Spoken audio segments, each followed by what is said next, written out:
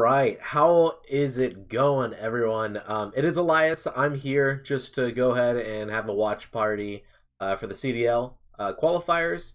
I'm here just to, really chill back, watch some games, and if any of you guys have any questions about, Call of Duty competitive, whether that be Warzone or 4v4, please ask away. I'm always happy to help. Yeah, other than that, just please ask any questions. And let's enjoy it.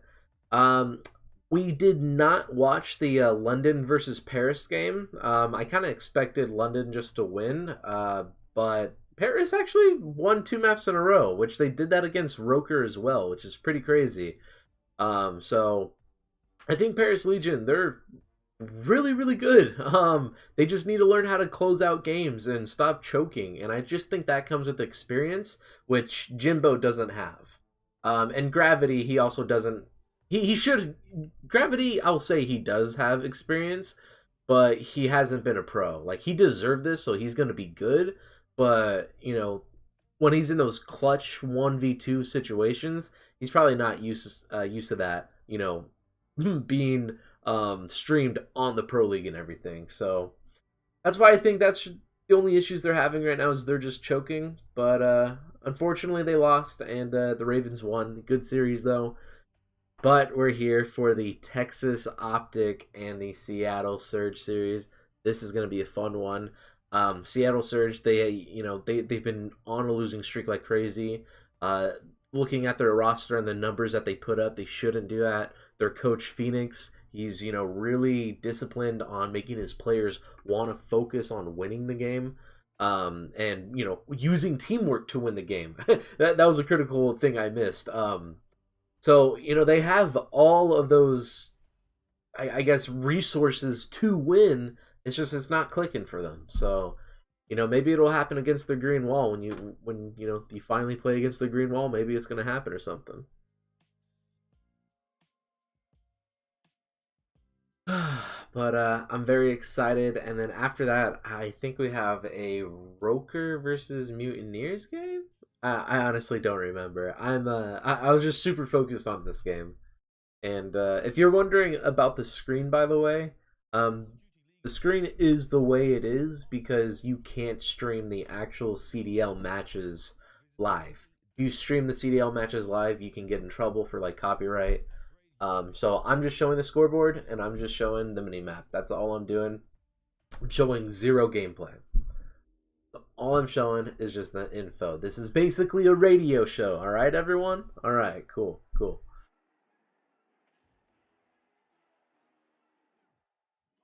Oh, man. Oh, yeah. Oh, shoot. I've been talking this entire time. Let me make it a little bit louder for you guys.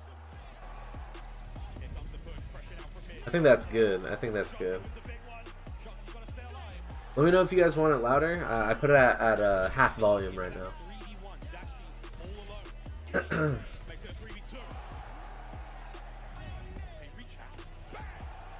I mean, one thing I know OpTic is known for is once they get that first win, they kind of just choke the next few matches. You know what I mean? So I'm curious to see if that's what happens to them.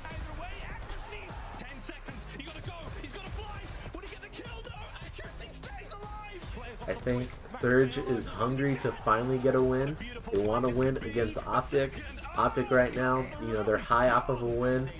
And unfortunately, I don't know, maybe someone might drop the ball, but again, it's probably going to be a good series.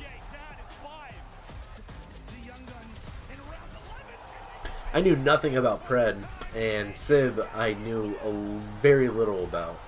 Sib I thought was straight up just an S&D star, and that's all he was going to play. But obviously he's on Surge right now, and he's been there for a while. Same thing with Pred. Pred, I just don't know anything about. If anyone knows anything about him, please let me know. I'd love to learn.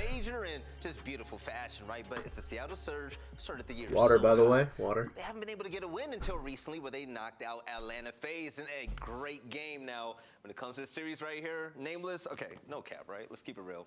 If Seattle plays at their peak in this matchup right here, this should be one of the best matchups that we'll see all year. Yeah, huge if Seattle plays at their peak, because in the last 6 matches they've only had 1 where they played at their peak. And granted, fortunately, that's my Seattle point. was the last Oh, matchup and against Atlanta here's the FaZe, thing: but, I Seattle mean, Surge, Cage, the Cage, org, Cage. Luminosity. Luminosity was like my favorite back in Black Ops 4. I actually bought a jersey from them. I don't know if I have it or not. I think I threw it away during the move, but if I still have it, I should probably pull that out right now. You got that right. And when it comes to the game field keys of victory, I mean, we've seen this team do a lot better last time they were on screen, but Nameless, what else is there for them? Yeah, build off upset win. Actually, I should have pulled it out right now. I haven't watched it either, so that's been about like 4 years. That's old. It was not that great out of them. So Seattle Surge maybe capitalized there, and then also Han OpTic first L on Tuscan Hardpoint this season. Seattle's 3-1, OpTic is 5-0. Pred is on point. Exactly what I mean. Build off the upset win. Well, that's not exactly what I said, but my point is they're hungry for a win finally. This season, we saw him earlier in the season. He was out there getting those first bloods, so maybe get him going once again. Like I said, Search and Destroy in that last series versus FaZe was absolutely on point. Yes. They changed a lot of their strategies, especially when it came to Berlin, Search and Destroy, so maybe we get some new looks here on the Tuscan. And I'm hoping that we do get to see some new looks, because Seattle Surge, what we've seen so far, and the little sparks of greatness that they've had, I'm sure that they can compete with the big oh dogs, man, I could right? go But for a this time game around, fuel, they're gonna man. get the biggest dog out Without there. like Alley, 1,000 chemicals in my champs, body baby. just to You get got OpTic energized for a Texas. few These minutes. guys are playing out of control. Dashy and the boys. Especially I mean, Mountain they're Dew. nice. What's crazy is that they can kind of just write off a control, right? They're 10-0 in the last 10 times they've played control. Overall, 10-1 in the season. That means they lost it once really early and then haven't lost it since. And Gavutu, they're 3-0. Tuscan, they're 7-1. So they're great at both maps. They don't even lean either way, Valley. Yes, and we saw the hard point domination throughout the year. So here's the thing. Now I'm just like, oh, the second that I just saw the loading screen for OpTic, I just sat there. I was like, never mind. I don't think Surge is gonna even stand a chance, because the thing is for OpTic, like their coaching right now, it's game changing. You know, it is game changing where they're trying to, you know, make Illy become one of the best leaders for teamwork. Everyone only cares about teamwork. They're running strategies, different setups as much as possible. You know, they're really focused on playing perfect.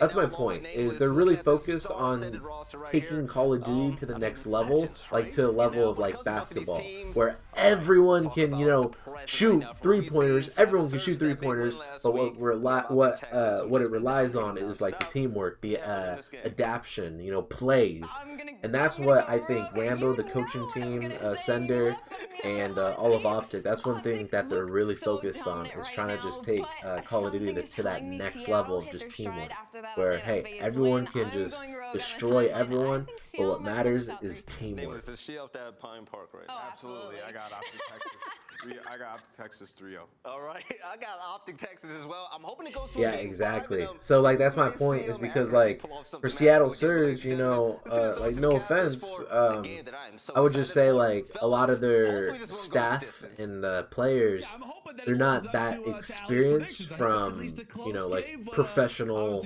sports. Like they don't have that much experience, right? While OpTic, they have, you know, or OpTic and FaZe, they have, you know, meetings with other, you know, like other NBA stars and other NFL stars, and like they talk strategy, you know, and they just talk about the game. And I just feel like that knowledge and getting that information, it just takes it to the next level. Like NYSL, that's what Drill is trying to do. Drill, he went back to college, he got his education in sports education, and now he's coaching for NYSL. He's the head coach, and he's just trying to do that exact same thing, take them to the next level, you know, bring Call of Duty to the next level. Seattle do have a little advantage there, but that map number 2 is going to tell me exactly how this series is going to go. Because if Seattle do not win that map number 2, I think OpTic are going to walk away with this easily with that 3-0, because like the Death said, they are 10-0 in their last 10 controls, basically unstoppable there. Yeah, it's terrifying if you're Seattle, because like, okay, we're already down 1-0. It feels like coming into this series, we've got to have an answer either in the opening hard point or in the search destroy. The strategies have been laid on out as we are flying in for Bocage Hardpoint, our first map of what we hope to be. That was a good breakoff by Surge. Like right there, that's exactly what I mean. Is they literally played that hard point like a round of S&D. Then once they got their first round of kills, now they know how to control the map and get into the setups they want. But can they do that 24/7? Which OpTic, they can do that 24/7. Both of these teams on one side for Seattle, their team KD on this map is a 0.96. On the opposite side for OpTic, it's a 1.06. So that tells me right off the rip, Seattle needs to bring it on this map number 1 in the slaying department. In their last series, the only player over a 1.0 KD on the series was Mac. He actually put up a 1.2 versus Atlanta FaZe. So he has to try to keep up that same right pace. there, number 8 should look for that kill again. Who was that? Pred. Alright, so right there, Illy was shooting at Pred. Illy got shot by, I think it was Accuracy or Mac. And then once Illy got shot at, Pred should have came right back around and flanked and, you know, cleaned up the kill. But he didn't do that, or there was bad team communication. And that one simple play right there could, you know, it could be the reason why they're losing 20 seconds. In Seattle, they've been able to control this.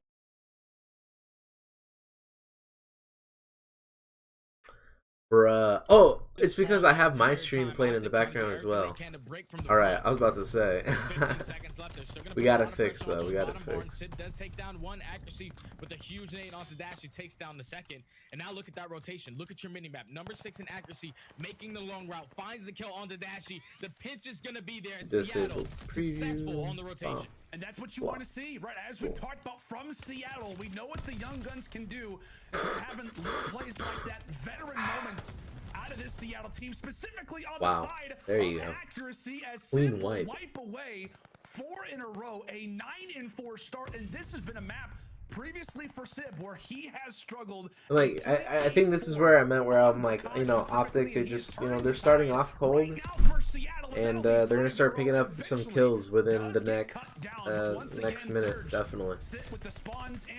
Like this next set of rotations, they're about to just take the lead. 5 in a row for the vet, for the Iceman, starting things off well, 1 away from the glide bomb. Ooh. And you can give it to him.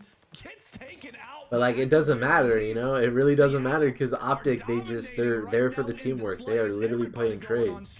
But as we said, Jay, it is a glide bomb earned for Accuracy. He'll have that throughout the remainder of Bocage. Seattle so far starting off this series hot, man. Accuracy pick up that early glide bomb is huge, but they were able to at least keep the spawns for the time being for this P4. But here comes OpTic. A team kill comes in from Sib. Spawns do flip, so now OpTic, and they can get. Look at that! Like, they both left the hill, pushed out. They said, "Screw it, let's just chalk 5 seconds." And now we just got a full 10. Like, shots in the back of Mac, but Brett there for the read. It's not going to matter as Dashy, much like Accuracy was, 1 kill away from the glide bomb. The fight's still going down inside a barn, as it is pretty much just a look at the way they all just like transition. Oh, never mind. They're playing for rotations. Never mind. Hunting for just 1 more, and looks to play the spawns as the final 15 tick away at barn. So now you have to start thinking about their rotation. OpTic are right back into this game, but look at your mini map. Number 1 in Dashy is going to. Yeah, and just like that, they pretty much tied it up. But they lost this rotation, which I was not expecting them to lose this rotation. OpTic are all swanning all the way towards stables, and now this allows Seattle to get a little bit more of that time.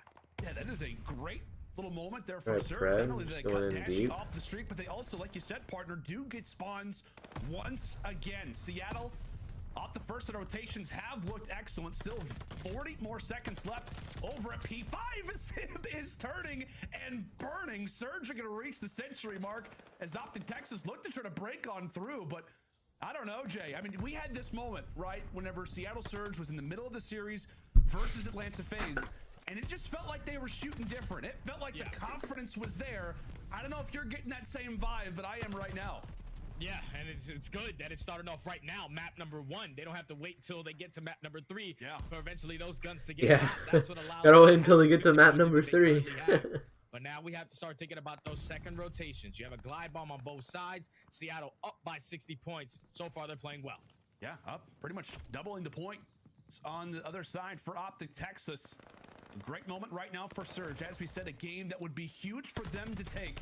We've laid out the strategies. We have laid out the way that Seattle can possibly pull off this upset, but they are starting things off quite nicely. Let's go and crank up those headphones. And go Hey, what a good hold. With Seattle Surge. I mean, like, right there, number 6, who's the accuracy, is just holding down that entire lane. Everyone else just knows they're going to funnel through the building. And then that's all you got to do is just pray in the building. Everyone spray him down. I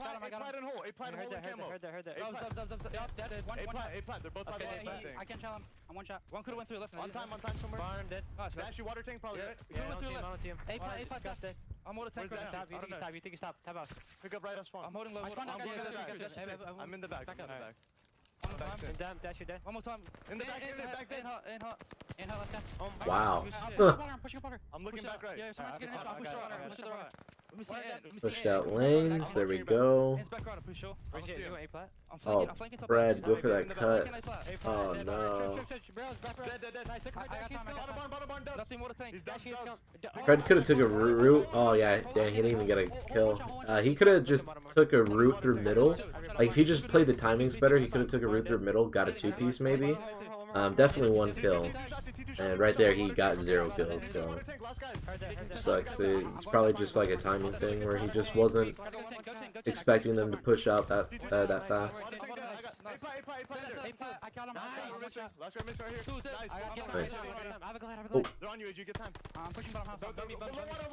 Actually.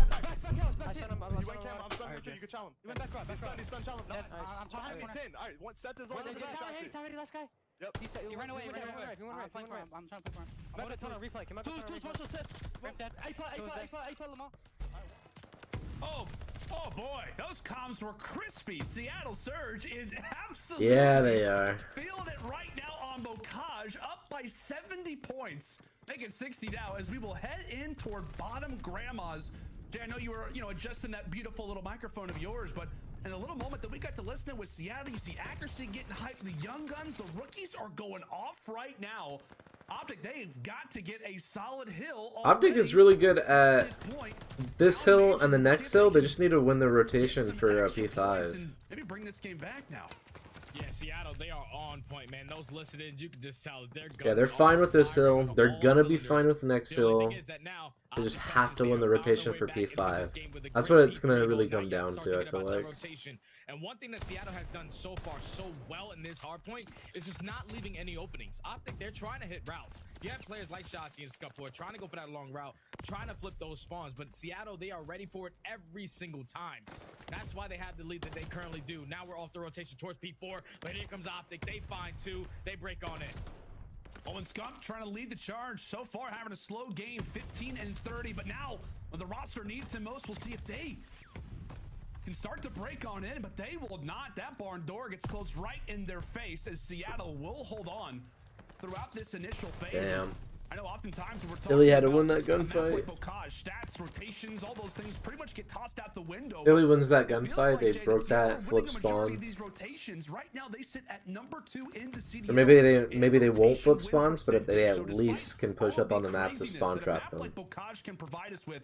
They are digging deep throughout that chaos, throughout that mixing. Here's that rotation that I was talking about. Themselves another solid hard point. And we said it before the game even started. We needed players to step up. Right now, Sib and Pred are really just taking over this game. 34 and 18, 28 and 22. You got accuracy also putting up 30 and 20. When this team is playing like this is the Seattle Surge that we saw in the beginning of the year at kickoff. When you have both of these guys playing at such a high level. If they can keep this up, there's no doubt in my mind that this team can be top 4. Accuracy, he's still alive. He is still alive. Meanwhile, Sib is going to take one away. Accuracy was fighting for the spot. Wow. All right. Sib, who is absolutely they're not letting off the gas right now. So I mean, yeah, no, Surge. As long as they don't let off the gas, I think they'll be good. Because Surge has been winning the next few hills back to back. They should be able to win the game right there, statistically. Or I mean, if they follow the pattern, not even statistically. Eventually gets dropped, but what's gonna be down? So we'll see. A good 30, 40 points, depending on how these. No, they're still winning trades. No, yeah, no. I think they got this, unless they choke. Texas, because if we're talking about that P2 rotation, which could be the biggest one, right now Seattle have spawns for that as well. And this is what's going to force OpTic to now have to play time towards this P1 hard point. And keep in mind, there's only a minute and 15 left on the clock, so that timer can come into play. This hill just comes down to a contest fest, but that's going to be a clean 4 dead coming in from the surge. They hold the push from lower trenches. They hold the push from middle grandmas. And now they're able to at least get some time off of this P1 hard point. 40 seconds remaining. OpTic doing a great job of just sitting on the hill. Here comes Scump, finally able to put a couple kills together, potentially flip these spawns. He could have got so much time right there, but it looked like someone was just like through his shoulder. Like, does get dropped, and really the final spawn will get granted for Seattle. A Sybil spawn on up, the rest of the team will join him there. So a good hold so far at P1 as Sib jumps on in and reaches 40 kills. Nearly gets a highlight for his 41st, as he'll eventually get taken down. And with that, OpTic not out of it just yet, as they are just within a small margin. Surge are really like, they changed the pacing a lot right there. That was nice. But just right on cue, 3 make it 4 go down. Everyone just slowed it down and just said, make sure all the lanes are picked up. And of course, they just got flanked right when I said that. And spawns are gonna be fun. This is the first time that OpTic are successfully able to break into this P2 hard point. This has been the money hill on the side of Surge, the reason why they have been able to grow such a lead. 30 seconds remaining on this point. Seattle can still close it out here. Good break. They do find all 4 kills. But now with only 27 seconds remaining, if you're OpTic, they can no longer win here. You want to put a good amount of contest here and at least force it to that P3 hard point. Keep it a little bit more mixy. We'll see if they can do that again at this point, right in a bocage. It just gets so difficult for the team that's down. Surge decided to hop off the point, and they I know they like keep hopping off. Like, but Shotzi gonna try to make that job that much more difficult for Seattle. Off of spawn, finds 2 big ones, but player number 7, Mac, he has snuck through. It looks like that right there. It looked like multiple of their players just kept going back and forth. Like they couldn't decide, oh shoot, just hold the time until it's 2:49, or yo, let's just push through, forget about the old time, and just try to flip spawns for next hill. Which, I mean, it doesn't matter. I mean, they're winning these gunfights. There you go, GG's. That was weird. I swear I saw like maybe 1 or maybe 2 people go to push with their teammates and then turn back to get time, but went right back. It was weird. That momentum brings them into this opening hard point as they will go up 1-0. What is happening today? We're seeing Surge wake up. That's what's happening. That's pretty sick. Looking at the paperwork, we're thinking OpTic Texas. They got this map locked. Yeah, I know exactly. Like, you'd think it'd be OpTic Texas, obviously, but like they just have that weird thing. Like it's like an ego thing or something. I feel even rude saying that it's an ego. Puts up 47 kills in that map number 1. It's not clean outside of Seattle Surge because I'm pretty sure they were able to outside by more than 30 kills. But you went by only 35 points. You definitely have a couple mistakes you need to go back and look at. But look at the stat lines on the Seattle Surge. Susano, March 21st. Accuracy having himself one hell of a game. 35 and 28, 27 non-traded, but the biggest player had to be pressed. The amount of pressure he was putting in towards bottom grandmas, catching a lot of these OpTic players off guard. You see Scump and Shotzi, they just could not get into a groove with things on that map number 1. Now Seattle Surge, they look like a completely different team ever since that Atlanta series, man. I'm happy that this team is back. What a great start to this series.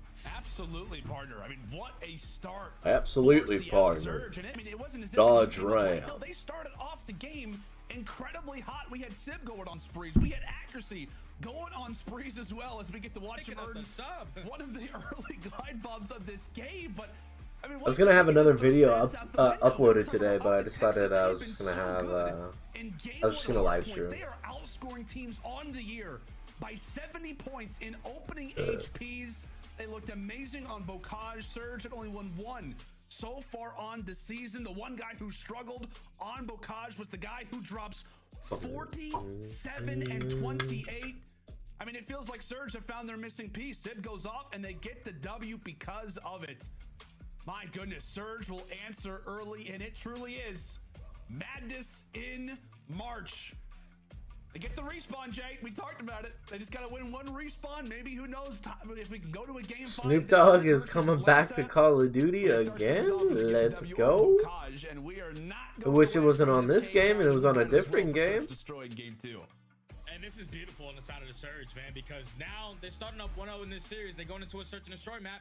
that they're currently 2-0 on. Only time OpTic have played this. So map, Warzone they lost Rebirth all is in gonna around get a 11 to the makeover ring. next So week. this has not been their bread and Black butter. Ops They 1 usually is the just best get Call rid of this Duty one. So now ever. Seattle, they Warzone have is going to be chances made to take a mobile. commanding lead in this Snoop series. Dogg is They coming to need keep up that Warzone and SMG dominance that Vanguard. the team's been having. Obviously, on the opposite side for OpTic, they've What just been else? improving in their search and destroy every time we watch them play. Thankfully, they don't have Desert Siege in this series, but this is exactly how you want to respond if you're Seattle. Great win over Atlanta FaZe to come in and beat the #1 and the #2. Should I make a Call of Duty tier list video? Would anyone watch that? And that's the thing too, right? When you are listed as the top dogs, which is, you know, regarded around the league that OpTic Texas are the #1 team in the CDL, you got to be prepared, right? Because every team is going to give you their best shot, and it cannot be understated what a W, well, rather what a W would mean for. I feel like I should play a COD mobile match between these matches. It took so long to start the next game. Kickoff Classic. They then come into, you know, their Major 1 qualifiers. They get a few crazy W's in which accuracy goes off in Game 5 round 11. Then nothing really happens from there. They struggle when it comes down to that Major 1 tournament, and now could be their opportunity to get 2 huge dubs in a row versus the 2 biggest teams in the game. It cannot be understated. Let's They didn't beat FaZe. Top performer so far in Search and Destroy. It's Pred from the Seattle. They almost side. did. They didn't Really, beat it's him. no though. surprise, Jay, that we see Dashy leading in another game mode for his team. Feels like he is #1 in almost. Come on, every game right S&D. now. Leads What OpTic map Texas with are we 1.16. playing on? Yeah, that guy's the MVP. Here's some of the S&D OpTic breakdowns squad. He's going. been doing it in every single category, like you said. But in Search and Destroy, he's really just been turning his game around. You can just tell he's a lot more comfortable with his teammates. You've been playing with a guy like Illy in Search and Destroy for the past like 10+ years. All right, cool. So they have nothing but chemistry. And then you also have Cool, Shotzi cool. squad. They're just putting a lot of work into this game mode because they know they're a great respawn team. But if we can lock up Search and Destroy, that is where we will be the best team in the game. And we see them just constantly making improvements. And like, if you're on a map like this though, if you're Dashy, you always want to be aggressive towards that right side, or at least try to fight for these first bloods. But it's all gonna come down to the SMG play for me. I feel like Mac and Pred versus Shotzi and Scump are gonna be huge on bottom grandmas because they need to have good bounce backs after that map #1. I feel you, partner. Here we go.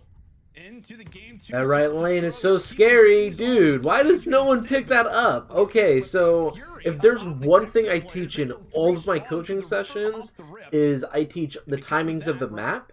And that right lane, that B lane right there, that river lane, B lane, that is the fastest lane. You can get past the 50-yard line. It takes 5 seconds to get past that lane. And once you get past, you're in the enemy spawn. And shoot, you can eat them up. So like, that just sucks right there that like Surge like didn't even like think of watching it. Throw a stun, throw a nade, do something. Because I mean like that lane right there, like nobody on the bomb. And as time starts to tick away, Scump's gonna have to find this kill. Scump's gonna have to find the kill, and he does. Wow, a little bit of a scary one, as Dashy will be there for the defuse, and Texas, despite what was a dominant start, barely get it done in the end. Definitely a scary round for both of these teams. Obviously, Seattle Surge, they start off with a man disadvantage once Sib gets first blooded, but that's where you see the adjustments coming in from OpTic. You're expecting, if you're on the side of the Surge, for, hey, 3 flank, we're going to make sure we turn around and get this bomb planted immediately. But OpTic, they wrap back. it's just weird too, because Surge right there, it looked like whoever's watching the flank, like that was his job, was to watch the flank. But he didn't even look at it once, and he got flanked. Starting up 1-0.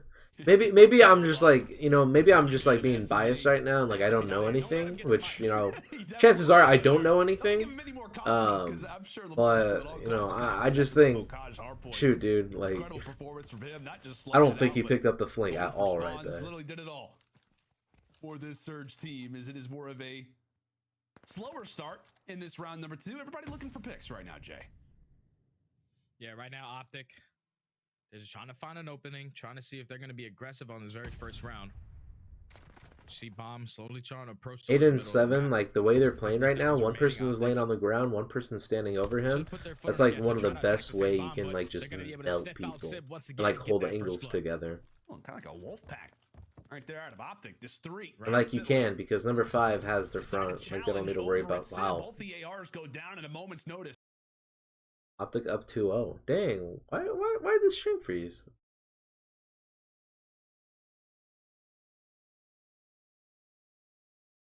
early. Is Mac trying to be careful, does not want to give away any footsteps. Runs right into the barrel of Illy, as it is all on to Pred in a 1 versus 4. Not able to make it happen, but really, Jay, just the pounce that OpTic makes over at Sib. He simply fires a few bullets over at the top barn, and instantly, right as he does that, 3 OpTic players there to greet him. You can just tell that Seattle, they were definitely thrown off by that round, because on a map like Bocage Search and Destroy, you're usually expecting the attacking team to always go towards A.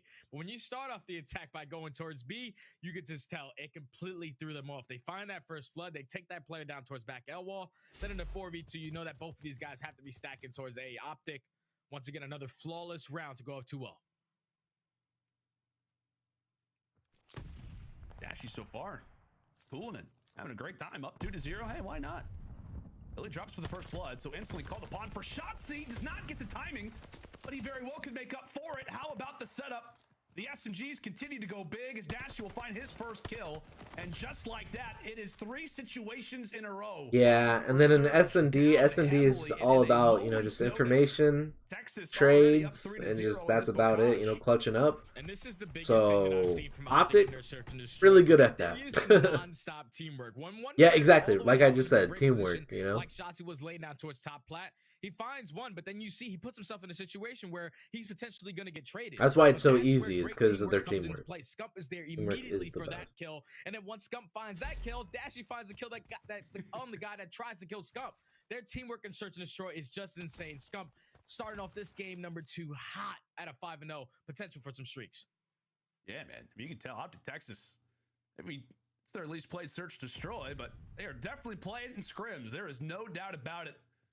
Coach Rambo and Sender getting on these guys. The Sib has got himself an angle and then some. Meanwhile, it's Dashy on the other side with the snipe. Decides to crack the car over toward Waterside.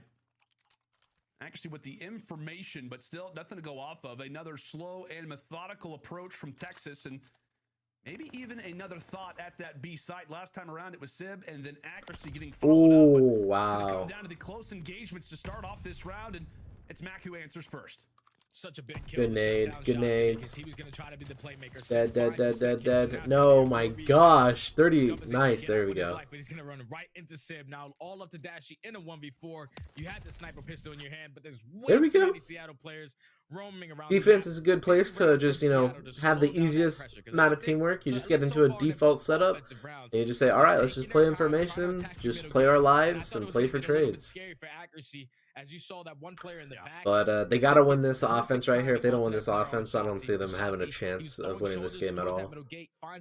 Just because, again, OpTic more disciplined when it comes to teamwork and S&D. Eventually play the trades, walk away with the round. Good way to stop the bleeding on the side of the Surge. Good start for Surge, at least in terms of the replies. We'll see if they can do it in back-to-back rounds, though. We'll see if that man Mac especially can perform. This has been the one game over. Nice 3-1 setup. And that's really about it. He's been great in the respawn. Search all right. Not exactly yet has he dominated, but flies into bottom grandmas and really gets met with ooh. 3-piece. Ooh, he didn't go for the 3-piece. As he will find 2. Look at that. He said, I got lucky to get us a 3-2. That is discipline. And then he's not playing a trade. Like, that doesn't make any sense right there. Like, that makes 0 sense. He went for the 2-piece. He could have kept going for that 3-piece, and he didn't go for it. It is now a 1v1 Dashy versus. And when they were up in a 3v2, what did Pred do? He went by himself, somewhere by himself, for him just to die. He's gonna be able to get out his life as well. So now Dashy with 40 seconds left. But they're in a 1v1, so this is normally what you want. Well, not really. It was 3v2. You should have just won the game off of trades. But a little bit loud on the map. 1v1. I think you just spotted. Gotta clutch up now. Waste a couple more of this. He must have saw him. Oh, there's 20 seconds remaining. Dashy, I think he spotted him. At least Sid did. Nice. Nice clutch. Nice clutch. Okay, there we go. I think Surge has a chance now. Rookie to take, and he will square up with Bruce and secure it for Surge. Back to back now for Seattle. And that round simply does not. I think OpTic, they really want a lead right here, so they're gonna hit A. And I think Surge, they should be able to predict that, because this next round is big for OpTic, and you know it is also big for Surge to tie it up. But that last round was way bigger. Basically around the entire map, puts himself in a great angle to shut down that bomb. As Seattle are now down 3-2, but look at the pressure. Look at that. Look at that. Surge is playing for that 8 hit, and OpTic outplayed me. Damn. OpTic outplayed me because all they were doing is having their ARs look over their sub players, and then you know, sub players are going to try to push up, bait something. Hopefully AR can get a trade. But wow. All right. The early Here we go. It's tied up. Go down 0-3 and reply back with 3 rounds of their own. Yeah, I don't know how Pred did that. I don't know how Pred runs out of bottom grandmas and then runs right into a pre-aim of a player on the side of OpTic, and then just gets out with his life.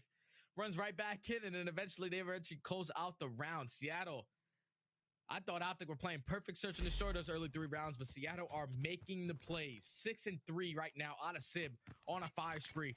Back on the attack, though. It's looking like an all-out pressure towards the save bomb. Feeling the confidence, Dashy over toward the top attic. I feel like Pred saw that door open and called it out. I don't know. I just feel like that death right there shouldn't have happened, because I feel like people had information that Dashy was up there. Somebody just behind him, though, they're just playing this hectic right now. One person's playing hectic, one person's planning, one person's just away from everyone. Surge just planted bomb in a 2v4 basically. Slowly makes his way through veteran-like play. They're out of the king, as it will give OpTic numbers, but Pred at least able to find one in what was a 4 versus 2, now turned to a 2 versus 3. Shots on the defuse. Nice. Skunk's gonna have to watch over him. Does Accuracy see him on the bomb? He does not. Accuracy does not see Shotzzy on the bomb, and he will go for the defuse. Must have just been stretched in a weird way or something right there. With our Codcaster, it is easy to see. Yeah, exactly. A misstep for Surge. That right there just sucks. I mean, Accuracy said he had bomb checks, and Accuracy just couldn't see it at all. I mean, that's just Call of Duty luck at the end of the day, right there. And right there with Accuracy, he does take down that kill. He just was not able to spot Shotzzy on the bomb. So OpTic, that's okay. It honestly doesn't matter. Now up 4-3. Back on the offense, you've seen it, but they've been putting a lot of pressure towards this middle of the map. They've been really trying to attack this B bomb. This time, Accuracy is going to switch to his positioning, play towards that back fence. Oh, and how about the plays? Oh, wow. Out of Shotzzy. Recognizes the break in the setup.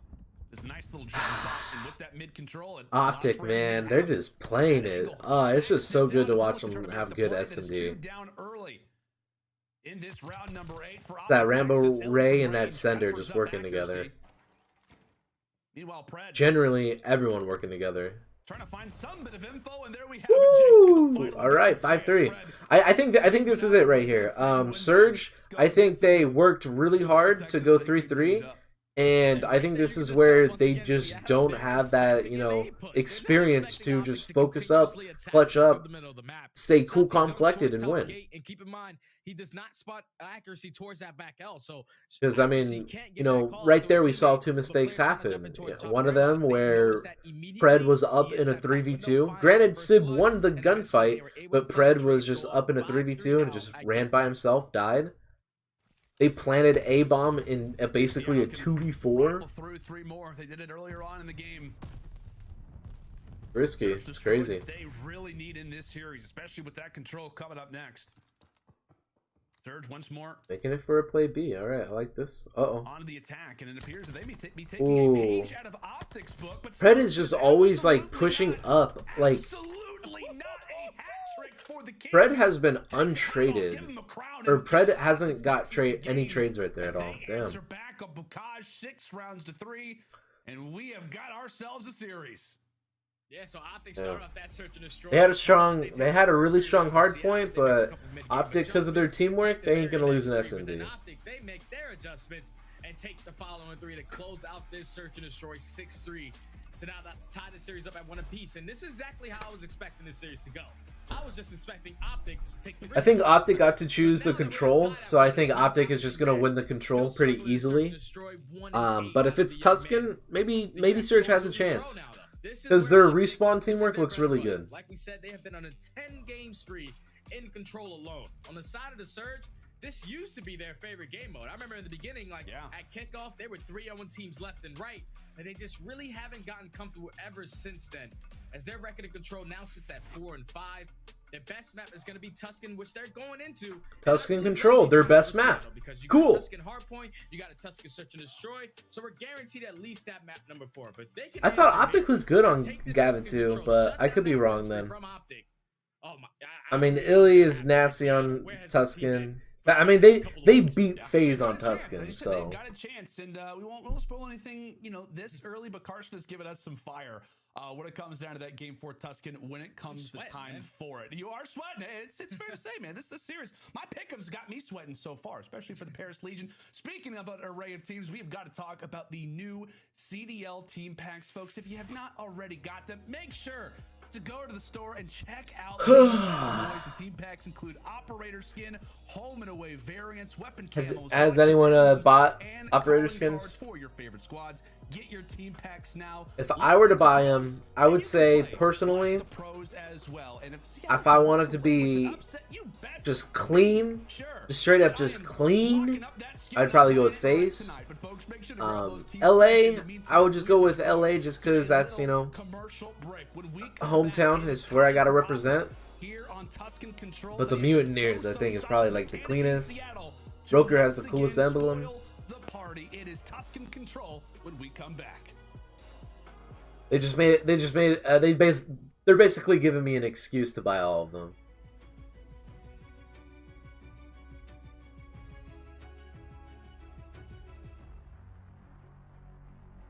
Alright, this is not on my end. Like, this whole glitching is not on my end.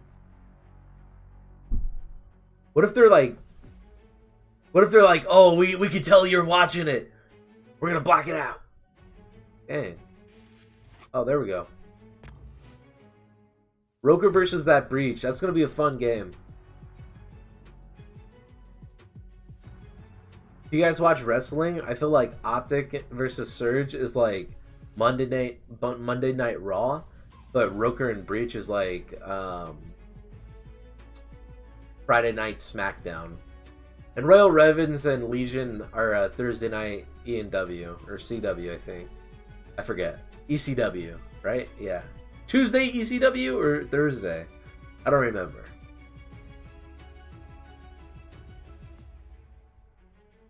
Tuesday night, I think.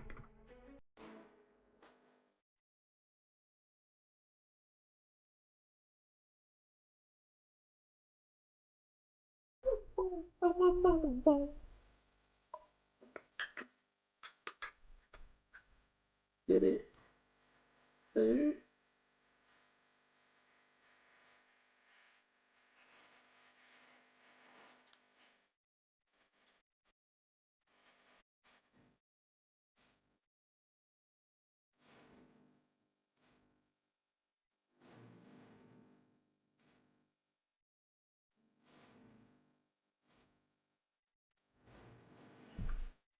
Everyone's saying Civ is turnt right now.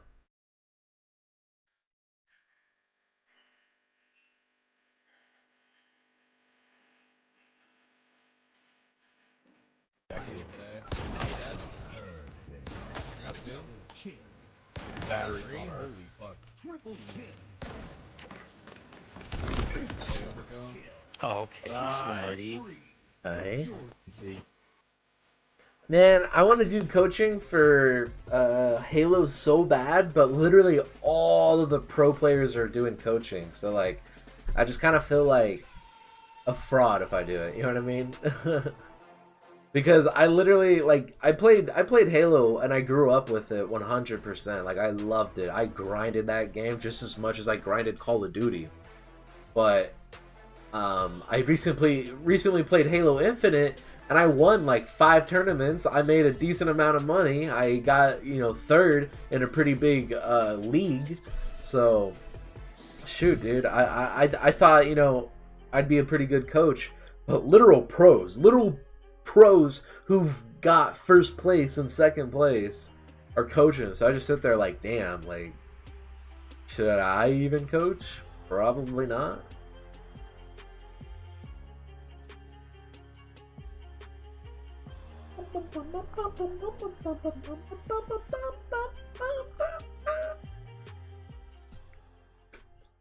One more minute. The Call of Duty League is brought to you by Mountain Mountain Dew. Dew.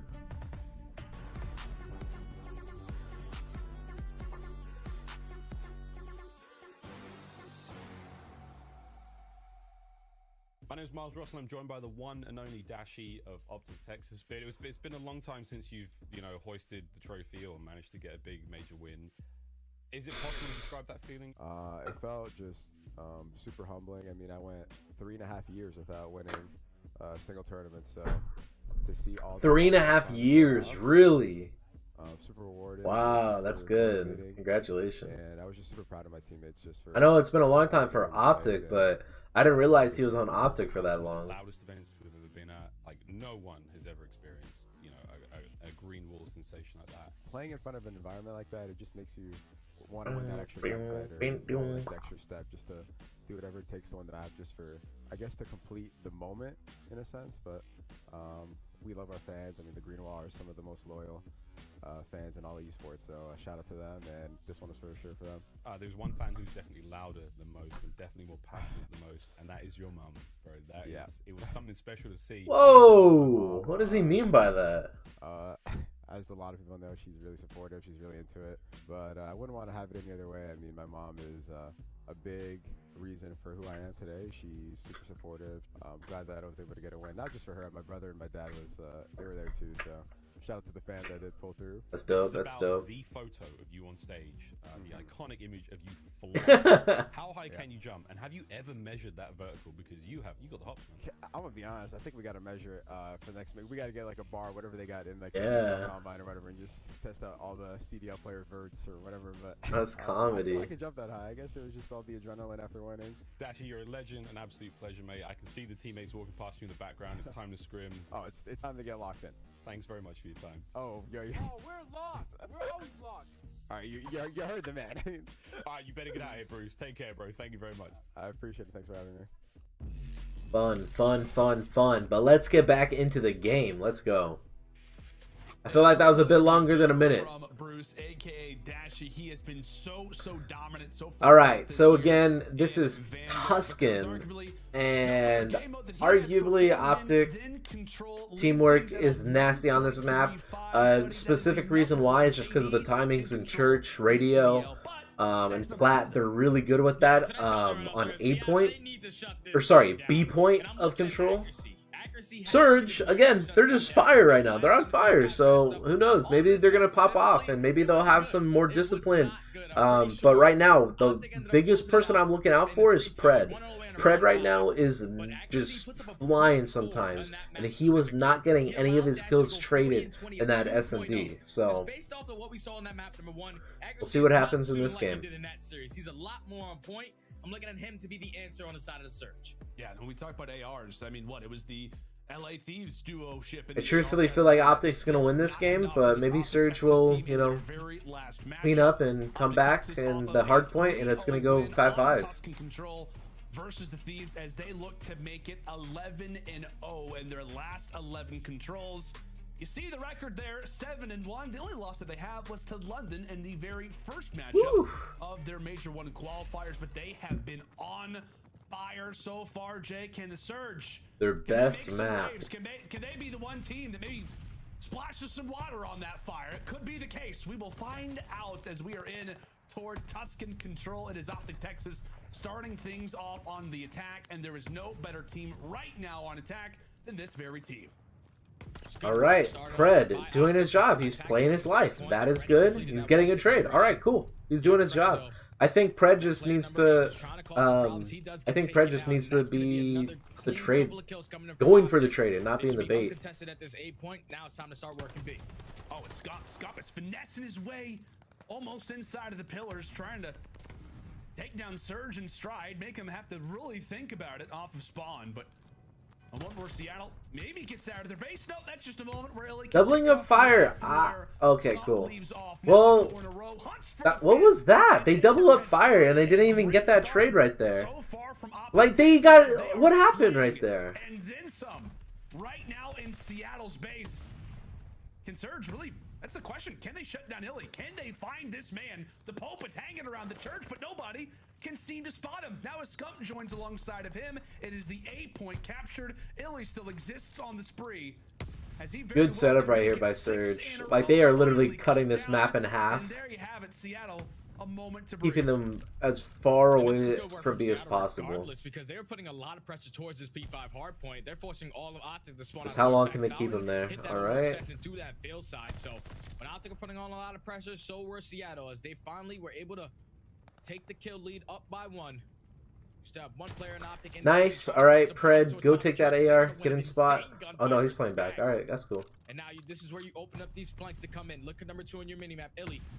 Starting to approach towards bottom church. It's only a matter of time before he tries to hit this flank. Well, that's a great nade. Great nade. Pred's able to dodge it, and in the meantime, Accuracy's able to find 1. If you are the Seattle team, the last thing that you want to do is go down in Stride, as it is a 2-for-2 reply. Accuracy is responsible for both of those kills versus OpTic Texas in this opening wave, but OpTic eventually break on. Here they go, though. OpTic getting control. Oh my gosh, those nades.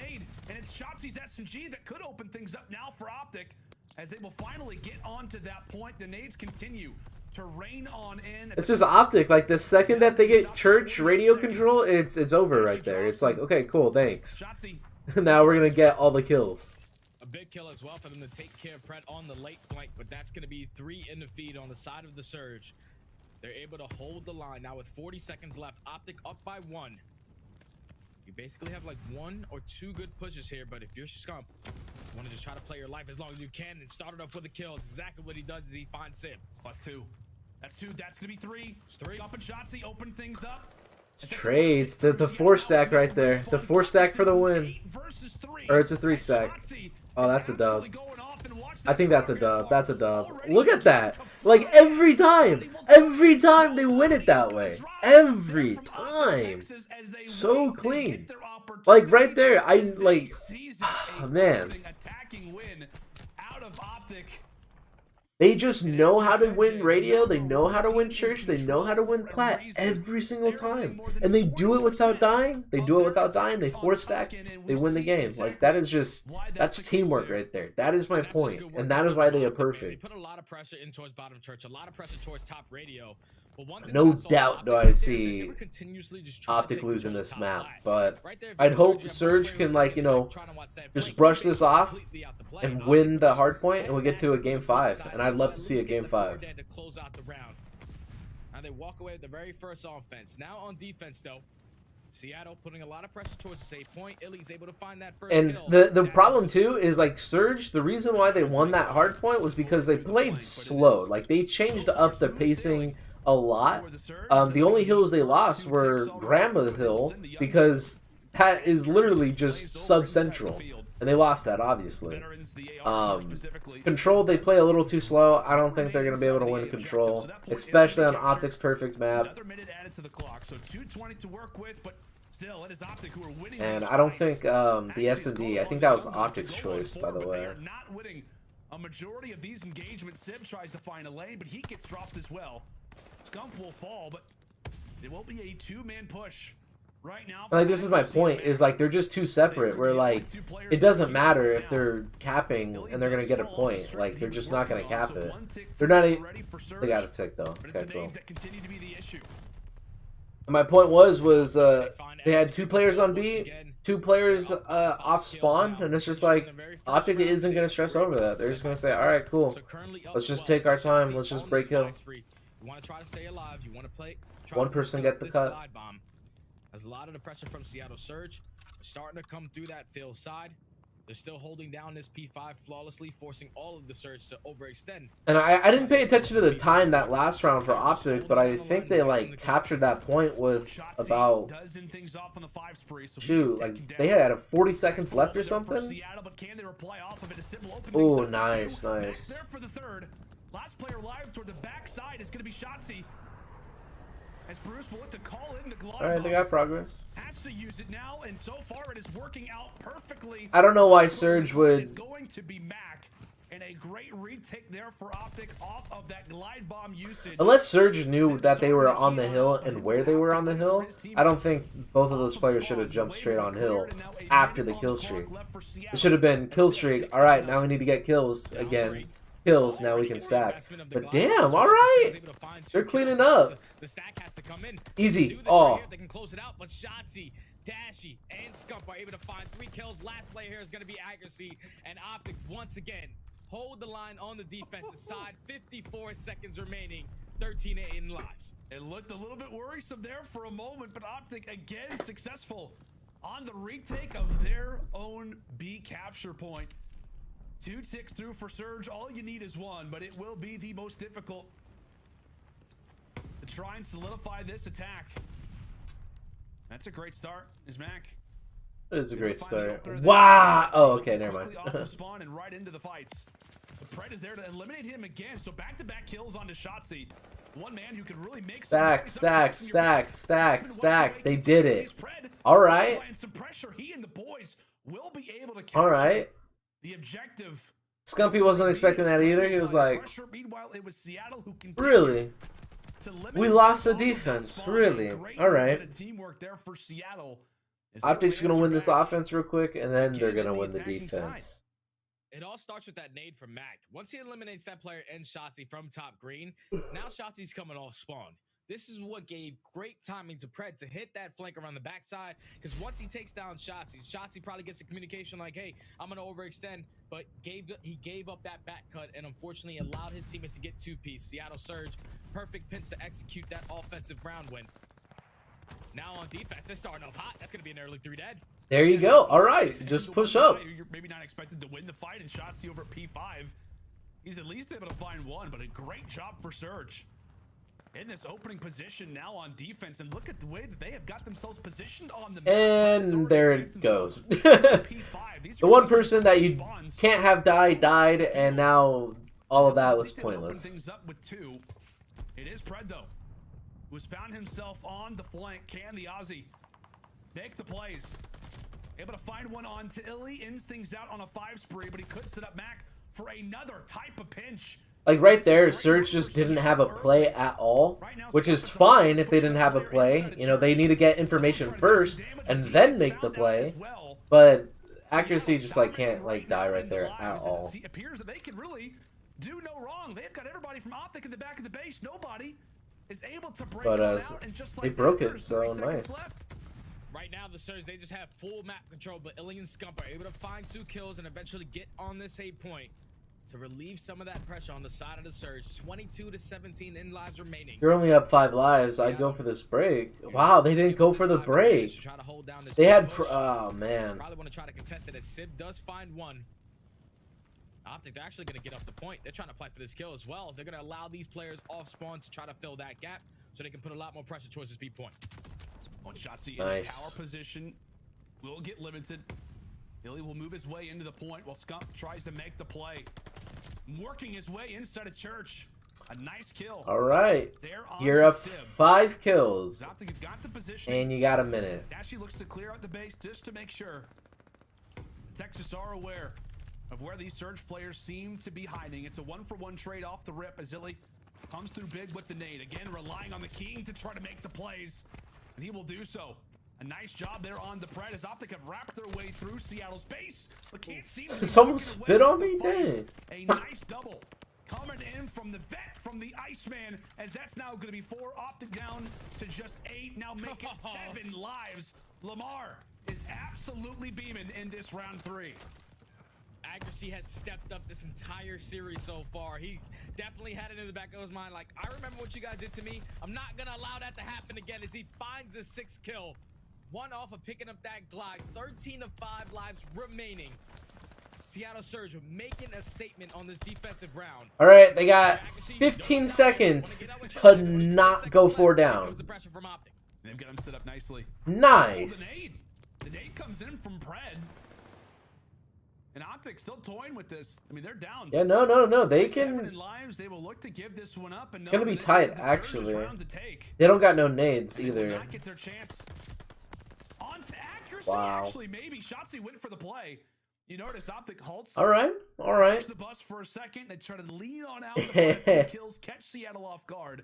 They managed to do that. I'm curious. I'm very curious now. They needed to take on down. Accuracy still sits on 6 in a row coming into this next round on those streaks, Jay. That glide bomb could be huge for the Seattle side. Yeah, he needs to pick this up, man. You want to play nice and slow.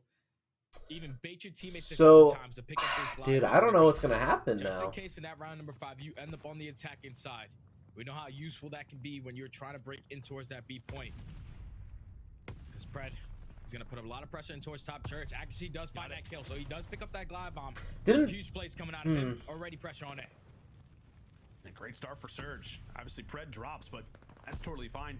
Accuracy was the player to look out. Optic just giving it up just like that. Are they still playing off of kills, or are they playing off of caps right now?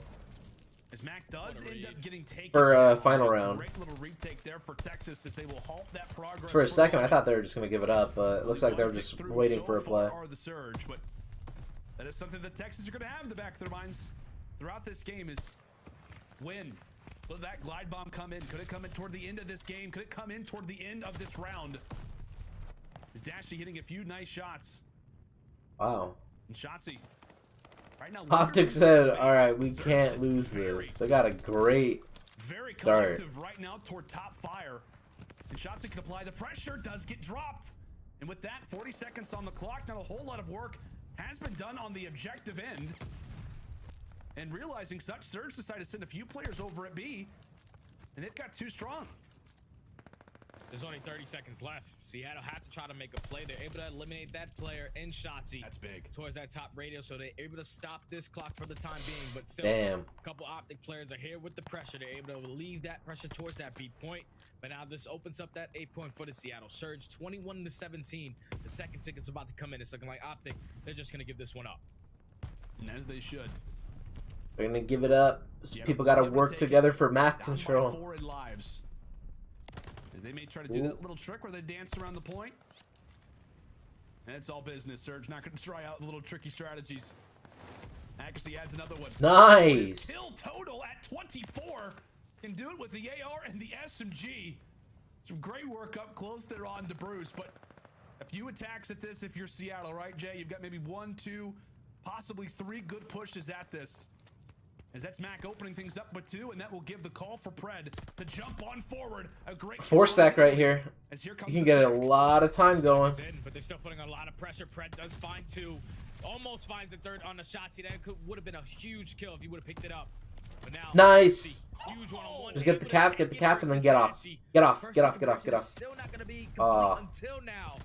And unfortunately, Sib is going to take down his own teammate. But Seattle, they're doing exactly what they need to do. I'm pretty sure they're currently leading in the kill department for that round number 5 defense. But they can still close it out on this push.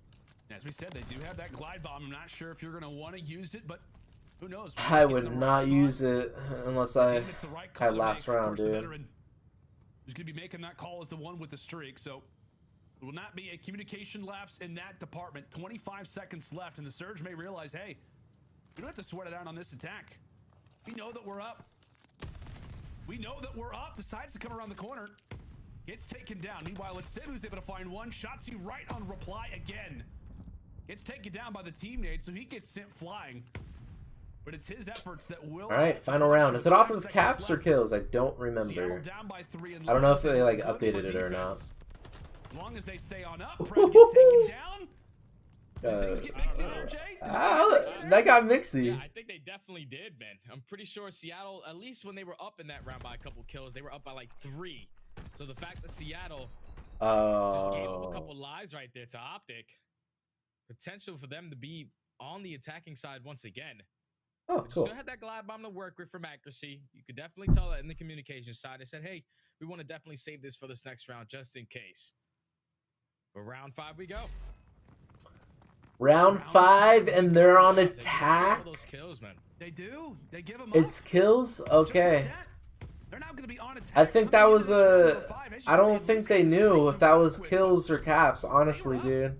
Look like they wanted to stop the game plan. But all right. A few, and you could tell they felt a little uncomfortable toward the end of the round. Maybe a little bit of miscommunication of where they sat in the kill department, but we are already into this round 5. You've got to have short-term memory. If you're Seattle, focus on this round in particular. And so far they have done. Oh, Call of Duty timing. That sucks.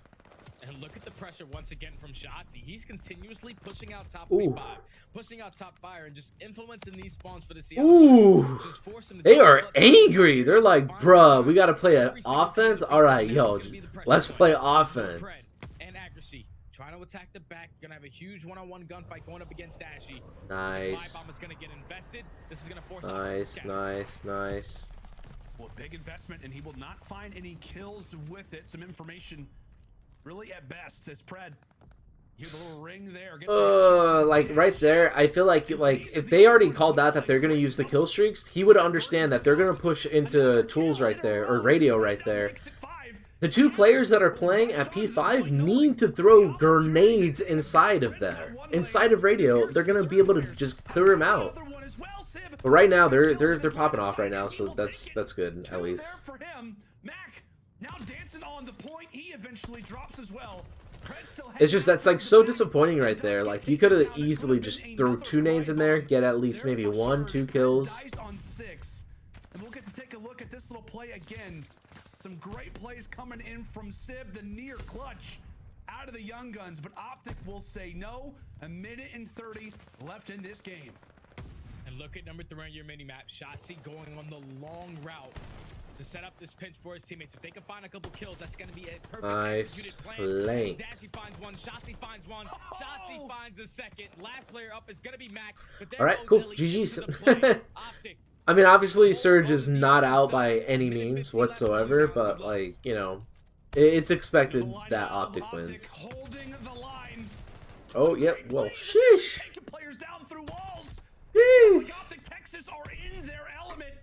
Everybody walking away with kills. 55 seconds left to Surge. Can they get their opening? Can they find that missing link? The little lane. As they've got everybody established inside the middle and in through the field. OpTic, meanwhile, sitting firmly over at P5. They know where the push is going to come in from. But is it going to matter? 2 players fall from Seattle as it's Dashy combining for 2. Scump with the 3rd. Seattle now begin to scramble. 25 seconds. And the only player that has made it past that 50-yard line is going to be Pred. How about the kills from Shotzzy, though? 2 in a row for him. It is now a Alright, cool. Let's see if Surge can win this hardpoint, or if OpTic is just going to shut him out. That was a good control. That was a really good game. Ooh! Yeah. It's all on to accuracy, but he knows this game is over. Make it 11 control victories in a row for OpTic Texas, now up 2-1 in the series. And that's just great work coming in from OpTic, man. In that very last round, they were down by 5 kills, but Shotzzy, they were not panicking at all, especially when you have a player like Shotzzy in your team. He pushes his way all the way through the field, finds himself behind P5, and that is what initially sets up that first break on the side of Seattle Surge. They get a clean 4 dead. Now when you have P5 control, you can push that all the way out, like I said, influence those spawns towards top fountain, make them overextend, try to fight through the middle of the map. And that's what OpTic were able to do time and time Look again. at all those trades for Texas. Dang. 34 and 32 with 26 non-traded. So many impactful kills coming out of the young man to really step up on this map number 2. On map number 3. On the opposite side for Matt, he was their best control player, but he unfortunately did not put up the best stats. 23 and 31. But that was still one hell of a control from both of these teams. Yeah, no, absolutely. Walk away with that attacking round off the rip. Then a couple clutch defensive sides to able to close this out. But OpTic up 2-1 in this series. Exactly what I thought was going to happen.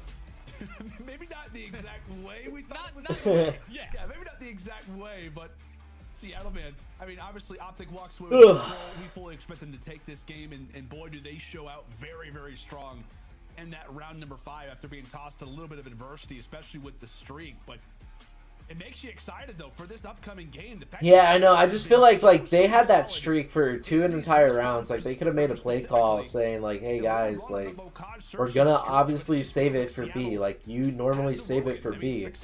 If we save it for B, save your nades, save your nades." And then when they're setting up, pushing up, like they had 2 hitting out A lane, and they had 2 going inside of P5.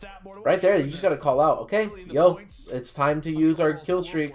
Get ready to, you know, cook some nades if you need to. Calling the kill streak. Oh shoot, 3 radio, 3 radio. You just throw 2 nades in there, you get maybe a kill, maybe 2 kills, maybe you get 3 kills. You fly onto the point, stack there, and it should just be GG. Right where things could have been different, but OpTic show us why they are, despite all the tests, despite all the... Good try though. Good try though. That's all. Obviously, this is just me perspective from watching Codcaster. It is not easy when you're a player. I'll never, ever, ever, ever say it's easy. When facing off against this team on this very map, and always tough scenarios, man. Brain's always racing, thinking about different things. OpTic's best map. But it is OpTic's best maps back-to-back. Tuscan Control now followed up by Tuscan Control. All right. As you see the numbers here, Jay, it does give you some hope seeing Seattle's record and their numbers. Burst and hold percentage. This is exactly what I wanted to watch. Here we go, bro. This is their best hard point, and you can just see 2-1-1. Dude, I don't know, man. Wow. Going into this map number 4, this is so big, man, because this is where Seattle usually find themselves getting back into the series. We saw it last week dude. Versus Atlanta, even though it was a different map on that Berlin hard point.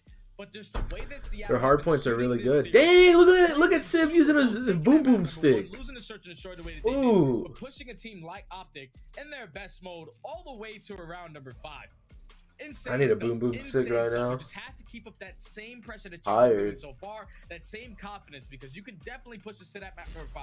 You're going to your best hard point. You need to do exactly what's been getting you here. I'm pretty sure number 1 in hold percentage. So if you ever find yourself towards that pack P3 hard point, do not push out. Do not leave any openings for OpTic to potentially spawn top roofs. Yeah, I'm not sure if anybody else saw that, but Civ is locked right now. Let's see if I can zoom forward, see if my internet's good enough. Get to this Tuscan hardpoint, and one thing as well, Jay, for the Seattle Surge, Civ right now sits at the number 2 KD in Tuscan hardpoint. He has got a 1.49 right now in their 2 victory, or rather than their 3 victories on this very map. So we talk about a guy who absolutely was so dominant in that opening bocage. What does he go, like 47 and 28? He could have that same explosive potential now here on Tuscan. It's what OpTic, who is so dominant at breaks, Seattle so good at holds. As you said, buddy, this looks to be a banger type of game number, or rather a banger type of game number 4 that we have got lined up. And Surge, calm, I guess would be the word to describe. Calm. Focus. Gotta be ready for the storm. Oh, Mac looks like he's about to destroy Saul. Yeah, I know.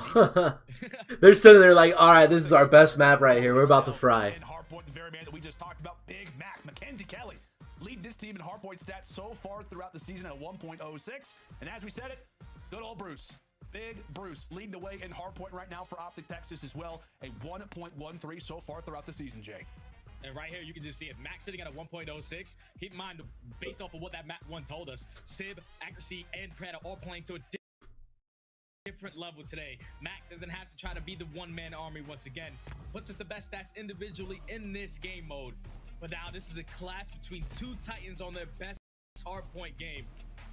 It's all going to come down to these holds, man. I feel like whoever's going to be able to execute their holds a little bit better should be able to walk away with this map number 4. We'll see what'll happen. We'll see what can be the case. Dashy, a great stat line coming into this. Yo, AimLab has been like just partnering with like everybody. AimLab actually bought out Pro Guides. AimLab is part of the CDL. AimLab has been sponsoring a bunch of YouTubers. It's crazy. They say, yo, we're gonna make sure we're number 1. Like that's dope. That's dope. All right, but here we go. Here we go. Toward game number 4. What could be the final game of this Illy's best map, I would say, by far. Look how many headshots are in the kill feed, dude. as it is OpTic right now on the time and a little bit of a flipping of spawns. Seattle now over toward the backside of well, as Shotzzy now finds himself on 3. A great 14-0 start in the score department there for OpTic Texas. And that all comes down to Shotzzy. Right off the rip, his initial break-off was just to go right to bottom church. He was able to come up behind that one player, eventually closes out on a 3-3. But you're thinking big picture. He was able to flip these spawns, and OpTic are getting a good chunk of time. Nice. Pred right there, like playing his life, waiting for his teammates, and then he died. Like right there, I feel like they could have worked as a team to say, all right, what, like, how do we want to push through to try to flip spawns right here? Because we can. And they just didn't like take advantage of it. Scouts to find the early kills. They both get wiped away. Shotzzy doing great work. Like, it looked like they were just trying to hit routes, see how many more kills they can get, but I don't know. That could just be their game plan. The SMGs for this team try to lead the charge, but it's a nade over the top that very well could spoil this play, but it doesn't matter. Accuracy despite the team kill onto Mac is still alive. He eventually gets taken down by some bad timing surge. They run right through the center of OpTic, and now they have got the time and take huge gunfights right there. 20 seconds left. That's great, but Surge are also on the rotation. A big 1v1. OpTic will win it. Last 15 goes to them. All right, P3. Time to just take the lead, Surge. For the Seattle Surge to get right back into this game. You cannot allow OpTic to break in towards this P3 hard point, because this is a money hill on the side of the Surge. They already have the proper setup. One player pushed out towards top roofs. One player roaming around that field side. So you're going to spawn OpTic all the way across the map. Ah, what a perfect, just clean setup. I love that, dude. Pushing out all lanes right there and everything. Oh, flip. 1v1 over at field. Dashy's able to win that. Field secured. Great job there for Seattle. Of course. OpTic. Maybe a break opportunity for them, coming in from field and now coming in from roofs. Could have had all that time, dude. Could have had all that time. It's close spawns. It's close spawns for OpTic as they will rifle through with 3. Now make it 4. The break is in for OpTic, and a great opportunity at that. Great break. Just great break. At breaking hard points as Scump explodes now for 6 in a row. Give him 7. No, not able to find it. Final 7. Cat just woke up right now and she's like just crying a lot right now. It's not feeding time yet. Dude, it's barely 3 o'clock. Oh, dude, she has 3 hours to wait. Poor kitty. And OpTic, they were able to actually take control of the spawns for the time being, but that's going to be every single kill in favor of the Surge. They shut down that initial push. They still have spawns towards this P2 hard point. But this has been a great hold from the Surge to get back into this one. 40 seconds remaining on this P4. You have a couple players from OpTic trying to attack from the top of Church. Sib hits Dashy in the face with a nade. Is able to take him down. And this has been a perfect hold to start this P4. Pred, unfortunately, he does not get taken down. He's on a fire spree. Potential to pick up this Glide Mode. You can find another 2. Listen, everybody, so close to streaks. Now it's Pred's opportunity. Is it a caster curse? You bet it is. Caster curse indeed. My bad, Surge fans. But hey, at the very least, accuracy. He finds himself on 6 in a row. 1 off of the glide bomb. Okay, it's my fault. It is all my fault, Jay. We have literally caster cursed 2 glide bombs from the Seattle end as now we're heading toward P5. OpTic are going to be here early on the rotation. Not a hill that you see a lot of time get granted on, but if you do have the right rotation, if you've got players positioned in the right areas, it can be fruitful. And Shotzzy so far having a great game, 16 and 12. Dang, I thought Shotzzy was about to just like start eating up right there, dude. Everybody going off, nobody officially. You just stop shooting. That sucks. But is OpTic up by 30 as Pred looks to make his way on in, and it will be a break for Surge now. A perfect setup. All right, Pred. Break in towards this P5 hard point. Pred finds 3 in the feed. Now only down by 15 points, 25 seconds remaining on this point. If you're OpTic, you still want to contest this. You do not want to give up all this time. Scump trying to attack through the bottom side. Matt finds 2, Pred finds a 3rd. And that's been a good break, a good hold from the Surge to get right back into this game. All right, first set of rotations, pretty even. Give this one up, a great performance so far from Shotzzy in this Tuscan hard. But Surge has good side right here. Let's see if they can either take the lead because they're going to win rotations for like P2, or are they going to just kind of, I don't know, man. I honestly don't know. It's either going to be a very close game, but Surge could finally like take a nice lead because they have rotations for P2. They can't even grab P1. Like, what's happening?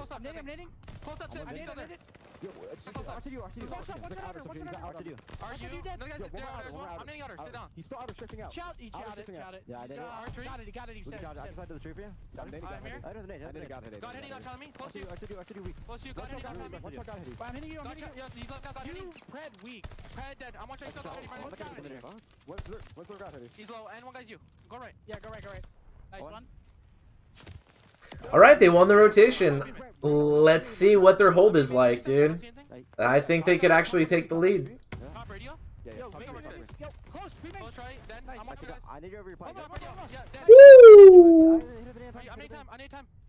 Watch out. On time needed. Watch on time, Matt.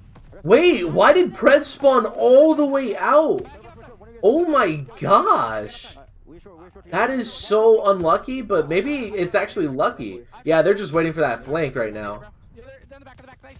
Nice, good flank. Go kill the guy Plat. Nice, big kill. They soak up this time. Rotate Pred. I would rotate if I was Pred right now. If I was Pred, I would have just pushed out. Push out. Go. You see that? Ellie at 23 said make sure they don't get out, but now we got to rely on Sid to get out. Yeah. All right. You said back, right? Surge won this rotation last time, but let's see if they're going to choke it. Or I mean, Surge rotated last time for P3, and they choked the rotation. Let's see if OpTic holds it. But OpTic already has a clean setup. Way better than... Oh, man, I don't know. I think OpTic is gonna... Absolute, bro. Absolute. Be made dead. I'm holding Medalli, guys. Yo, hold on. Are you? I'm holding Medalli. Nothing Medalli. Nothing mid? I saw B main. I don't see it. Here. Nothing mid. They're all I'm not playing. They're nading. We got Heady. I'm running back to you. Give a B main now. Mid out. Lamar, one shot. Nice. Vines still there. No, I'm gonna try to. Vines he's still there. Left corner Vines. Nothing else Medalli. He's still there. Left corner left. Good shit. You bumpy, Brandon. Yeah. I'm a kill for guys. I got one. You want? Yeah. I'm going right. I'm playing my. They just want to close you. Some great comms there out of OpTic Texas as they get a much-needed hold over at the fountain as everybody finds themselves on a few little kill sprees. Dashy at 6 and Scump at 5. I don't know about you, Jay, but one voice... Oh, man. OpTic got that P3, and now OpTic somehow got the rotation. This is going to be scary now. He's got his boys right back in the game. Yeah, I love hearing Ellie's comments, man. One thing that when this roster... And if you remembered on that P1, OpTic literally had that rotation for P1, got like the first 30 seconds. So I think OpTic low-key like wins right here. He barely said a word. So just hearing the little things of him just picking up these little openings like, hey, mid's open, I have your cross, I'm one shot, I'm going to stay down. That's good work coming in from OpTic because they were able to dominate that P3 hardpoint and chain it to this P4, going up by 30 points in this map for number 4, trying to close it out here. And that just gives a testament, right, to the Texas communication. Yep, knew that was going to happen. How dominant, how great they have been on Tuscan Hardpoint specifically. A very mixy map indeed, similar that sucks, and like they went for a break right there, and it just nothing worked out. Everyone just died solo. That just just goes right back to that communication side of things. A big 1v1 as now we head over toward P5. The score a little bit different from when we last visited these teams. Surge now down in the game, find themselves in a hole. It could be command center that allows for them to bring this game on back as accuracy will open things up with 2. Skunk tries to apply some pressure with the nade. Trying to get some splash damage before he looks to try and engage on in this HP, but Seattle hanging on by a thread. A Scump and Dashy combined for 2. Back and forth we go, but Seattle's still hanging on. Accuracy still trying to do everything he can to stay alive in this corner, but eventually a lot of pressure coming in from Shotzi and Scump. They're able to take him down, and I'm pretty sure if OpTic will get every single second remaining on this point, that puts them at 249, so they're not going to be able to close it out here. But just the turnaround from these guys, from that P3 to that P4. Scump on a 5 spree. He does get taken. All right. Finds 2. And with big gunfight for number 5, Sib. Oh. Ellie's already going to be here. Ellie's already here. Is accuracy going to find him? Oh, man, dude. Accuracy will never be the same. The excellent shots there from Ender, as now it's time for the glide bomb. He threw it like in the coffin of this series. Doesn't take down Sib, it actually hits the top of the Godheady. Sib stays alive, so the streak will not work out for OpTic, but it could be the overall guns. It could be the MP40, the automaton that has to get the job done. Back and forth we go, but it's Seattle who continue to win the fights. They are still alive. Good ego. They're still hanging on as accuracy ends up getting taken cut. down. Go to yes. Good. Locking this one down. Nice. He finds himself on 3. Brad finds 1 as well. We have got ourselves a game. And OpTic recognize it's gonna. Oh, they're gonna play this so grouped up and tight. Have brought themselves back and will take the tie for now. But it will Hold be respawn. Don't respawn. final break. Don't die. Brad, another big Why would he respawn, dude? has to go big, loses his teammate, That's but GG's. can he find himself too? Has to back on up. Another opportunity for Surge as the time sits in the balance. Here comes accuracy. He gets No one would plat. No one would plat. No. Oh, Brad won the gunfight. Oh my gosh. Oh no, and the cut. Smart play by Shotzi. Genius play. GG's. GG's. Oh man, that sucks. Why do they always play like that? Like I don't know. Like every time OpTic broke A, they always had at least one person, if not 2 people hitting plat. The Surge just like ignores it all the time.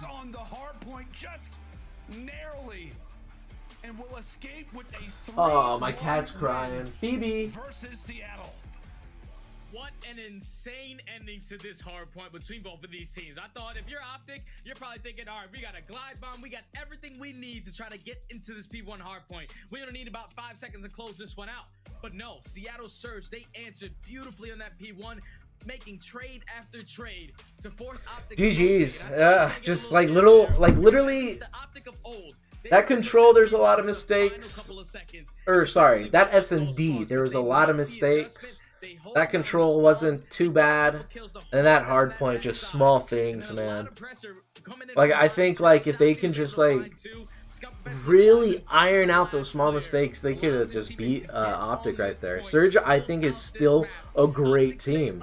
I think they have great teamwork. Well, no, they don't have great... It's just disappointing, man. It's just really disappointing. Oh man, they absolutely have. Because like they have great teamwork and they have like great, you know, route setup plays, but there's always that one player that just goes rogue, or that one player that just, you know, allows them not to win trades, and it just happens so often. Where like maybe they win initial gunfights where they're in a 3v2, they can triple hit a lane, or maybe they can send 2 one lane and 1 to hit up, you know, up ladder to flank or something, and instead they just all 3 spread out and they end up dying in 1v1s. It just it hurts so much. GG's though. We got one more match after this. I'm gonna go use the restroom. So yeah, we have one more match. I think it's Rokkr versus Breach. Yeah, Rokkr versus Breach. Feels like a Friday night SmackDown match. Can't wait for it. I'm gonna go ahead, go use the restroom. I'm gonna go grab a snack as well, and then we'll get right back into it.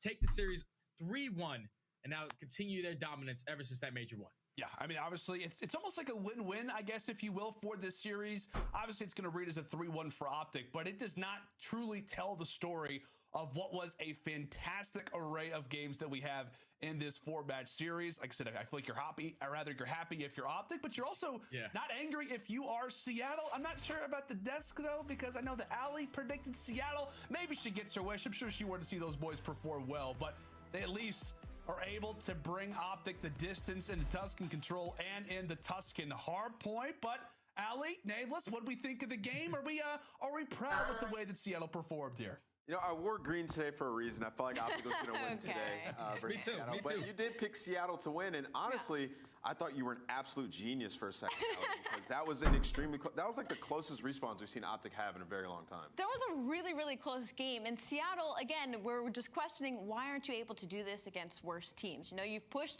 Atlanta FaZe, you've beat them now, and now you're pushing OpTic to game 4s in 250 to 240 fashion, beating them on Bocage of all maps, 250 to 200. So I think it's a testament to how good this team can be, but they got to start doing it against the bottom 6 as well. And you know who I was really, well, obviously I'm always impressed with Shotzzy. He keeps proving that he's one of the best in the world, but also Scump. I mean, that search and destroy to rally them back into the series, was he 11-4, and then also going into the control, he was 31-31, just a lot of pressure. And Jay, that's something that, you know, we've been watching Scump for years. When he's able to perform in search and destroy, that's when his team can win championships. I know, because that's what we expect from Scump. Like, he's always been one of those SMG players, especially in the respawns, that can just take over games. For some reason, this season, he's been struggling with search and destroy, and it's got to be because he has a lot of great search and destroy players around him, probably not setting himself up for success. Usually, every time he was on this OpTic team, he's usually their bomb carrier, but now he's not. So it's throwing him off a little bit, but still getting victories in search and destroy is exactly what you want to see. For them to clutch up in that map number 2, that was so huge, because I feel like Seattle, they would have been able to walk away with this series if that didn't happen. Now, OpTic Texas, best team in the world right now, obviously keep proving us that they're dominating. But also for Seattle, they played phenomenal. Sib in particular, the guy was dropping .7s in their streak where they were losing. In this series, I mean, he was lights out. Lando, when you're watching Sib play, it just seems like he got his swagger back. What do you think it is? I don't know what it is exactly, man. I'm not sure if it was a confidence thing or what was really the case, but yeah, man, we saw it in the opening hardpoint. I mean, it was a guy who was really struggling on Bocage hardpoint. Jay and I have had a few of the casts for Surge. We've really kind of broken down a few of the Bocages, and a lot of the time it just comes down to him not really being able to slay with the other automaton, not really being able to hop into the mix. And he goes for, I think it was 47 and 28 in the opener. I think he and Sib both go for like 1.1 pluses in the series. It's a great performance from the rookies, who we have been calling on to really maybe be the difference maker. And as you said, a dominant Sib is a scary sight for the rest of the CDL. And I want to talk to that point, that Sib, I don't think I see this with many You know other what players, really but grinds my gears? When you own stuff, you can't find it. He doesn't run the automaton the entire time. Depending on the hell I was trying to get a banana, dude. dude. That sub, and I think that kind of is a testament to why he's so dominant on that map, and maybe we'll see other players kind of follow suit. Absolutely. Well, thank you, Lando. Thank you, Study. Fantastic job on the cast. But the game. Are we on to the next game yet? Like, let's go. Ready. We have Scump. Let's bring him in and talk to him a little bit about the match. What up, Seth? Congratulations on the win. What's going on? You played fantastic. Bounced back in that game too. Those are some of the closest respawns we've seen you guys have, like since early in the season. All right, quiet down. Let's hear what the king has to say. What do you think it is about this team that gives you so much trouble in the respawns? Seattle, they just played really, really well today. I mean, you can't discredit them in any single way. They always do. Firing, well, no, they don't always do. First map, you could definitely tell we were a little bit frantic, a little bit flustered, especially myself. I can't remember the last time I've played a Bocage where just nothing was going my way. So they played a great series. I mean, they're a great team, and like you guys were saying on the desk, you know, they've had some ups and downs, but overall they're a great team. We saw them at the Kickoff Classic. So, yeah, I mean, we just had it off series a little bit comm-wise, but we pulled it around after the first Boke. Absolutely. I think something I've noticed about you guys is you have the composure later on in series and game to kind of pull yourselves back and realize when you're getting frantic. And I want to know if that's just like an overall team mentality, or is there one person that kind of is that voiceover, like, okay, guys, we're going a little crazy right now. We need to pull this back into our pace and get our head in the game. Yeah, I think everyone tries to chime in whenever things are starting to get a little bit crazy. I mean, that first map, there was no getting us out of the cycle. Yeah, you're in the mix. I was in a I'll be honest, simulator, dude. if you ask Scumpy, yo, who was your favorite like team, like all teammates and everything? I think he would say like right now, like he would straight up say like, bro, I love Dashy, I love Illy, I love Shotzzy. Everyone was looking at me thinking I was gonna be the IGL. Oh man, I love to hear his answer, because I just feel like Scump is still the GOAT, greatest of all time. He does his work. He does what he needs to do. Best like team player ever, deserves MVP 24/7. But like I honestly like feel like he just like enjoys Illy just calling everything out. Shotzzy getting all the kills. It's just comfortable, you know. You know the vibes. So thank you for the continued support, and we really do appreciate it over here. Well, congrats and good luck going. Congratulations, OpTic. Congratulations, Scum. Thanks. Yeah, no problem. See you guys. Bye. I think we also have a scuff play of the game to look at, Allie. Do we? Do we know what the scuff play of the game is? Let's roll the clip. Well, we'll Production? see it shortly. Drum roll, please. But I mean, there were plenty of plays. It has to be Shotzzy. Dude, he just impresses me every single match. Like, his ability to get behind them and just be annoying, be a nuisance on their side of the map is just, it's next level. And then even on this map, as Jay Scum doesn't have to do any of the boring work, you know? That's pretty nice. Major two-piece, and they just do so well in this church show every single time. It's what, in my opinion, really separates them from a lot of teams when it comes to Tuscan Hardpoint. And you know what, Shotzzy, I think every AR player has the boring job. Is the later the series go, the more turned up he gets. Like, he has a I just don't like running AR at all. It's like game 2, something's getting 2 pieces. And then game 3, he's taking over mid-map control. Game 4, he's dropping 40 bombs. Like, he just continuously gets better as the series goes on. Absolutely. Well, we'll have plenty of games to watch Shotzzy fry going forward. But also, guys, if you want some fresh CDL gear, you want to look cool, you know, walking around these events, especially if you're going to Minnesota, you got to have some swag. All right. At the new CDL shop, now live at shop.callofdutyleague.com. Did I go to Minnesota? Rokkr in the mail this morning. I don't know if I have one. I hope I got one. I have not opened it yet, but I'm hoping that there's some swag and there's some nice. I can find a team that I can coach, check it out, or I can find a team that I can play. We have the Minnesota Rokkr, the host of Major 2. I gotta hit him up right now. Breach, the team on the come up. Pretty fun.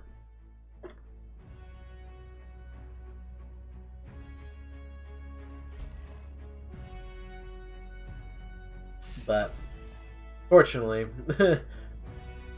Minnesota's 2 weeks away, and I have like 6 days where I'm busy.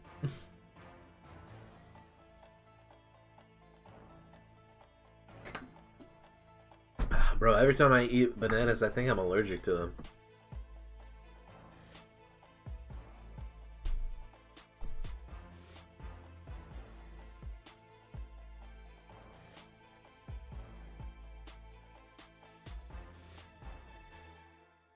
What the is this? Google Space?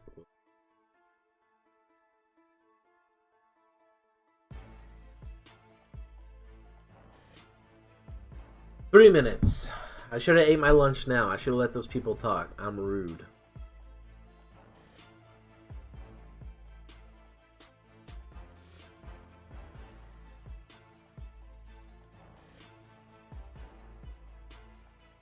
Oh, coverage continues. I think I'm just gonna load up a game of like Warzone. Or no, I'll throw up a game of like ranked play. That'd be fun. Alright, I'm gonna throw up a game of ranked play, yo.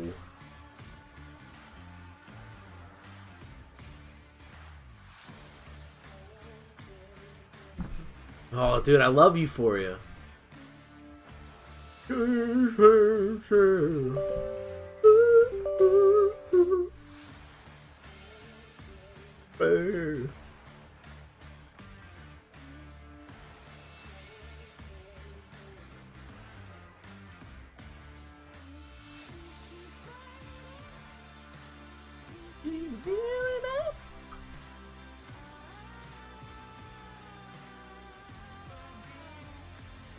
I think I could finish a game of Vanguard before the game happens. Like, I feel like Rokkr Breach is gonna like happen in 10 minutes. I think I got 10 minutes.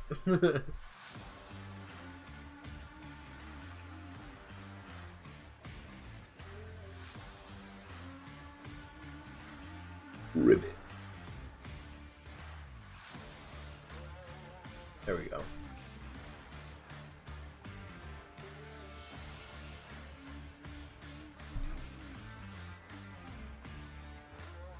How big is my camera? Oh, way too big. There. And I'll bring it back for the game once it's on.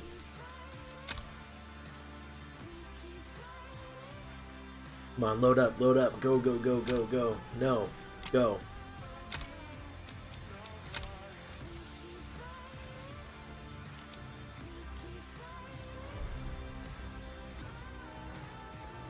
Why aren't they covering the games today? Like they said, alright, next game's tomorrow. Next game is FaZe and Ravens tomorrow. Dang. Rude.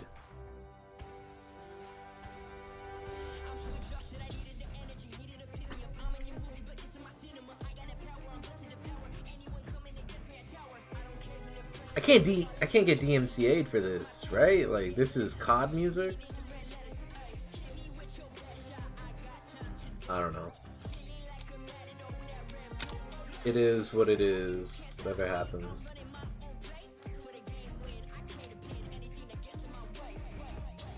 Hard point. Sweet.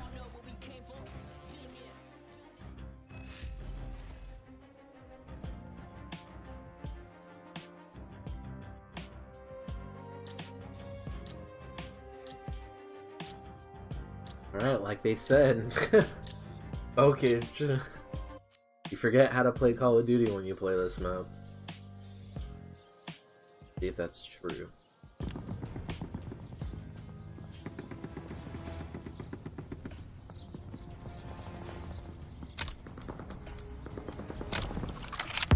Call of Duty League is brought to you by Zenny. Armor your eyes with Block's gaming glasses starting at $24 by visiting zenny.com/CDL. This is my first game on, by the way, for today. So I'm excited to see what I can do. See if I can perform.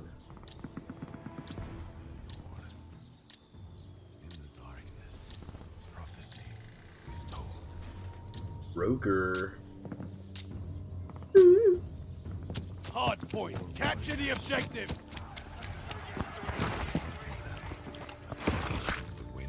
Hard point is out.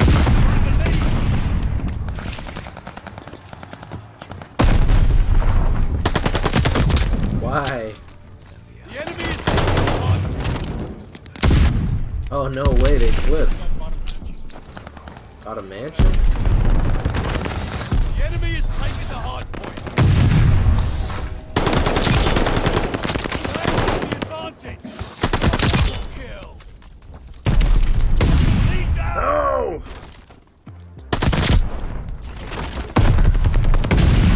Good map. The enemy is. Oh, I got destroyed, bro. We're down, but not I was just out. trying to flip too, man.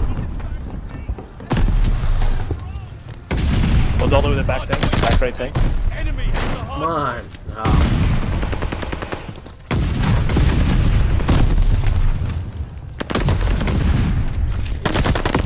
No! I messed up my aim, dang. Welcome back to the Call of Duty League. This is week 2, day number 1. We're having a blast. What? Bottom bar. Oh. That's why. Sorry.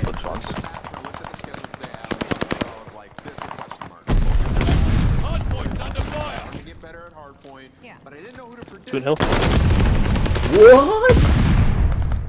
Alright, no, never mind. He said, nah, it's not the attachment. I'm a better player. Got some headshots on me. Good on him, bro.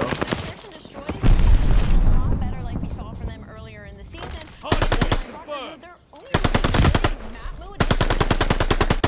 Yeah, you know, for hard point activated. We control the hard point. Frying as well. I mean, in S&D, he's been frying as well. But let's could have keys to victory. It's a that's the search and destroy. No. Percentage minutes. Both these teams, I mean, they've just been phenomenal. One more. We control the hard point. Post-plant situationals.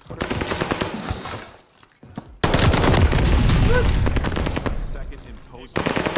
So they have their one. We've seen what Rokkr. Hard point under fire. One's flanking, I think.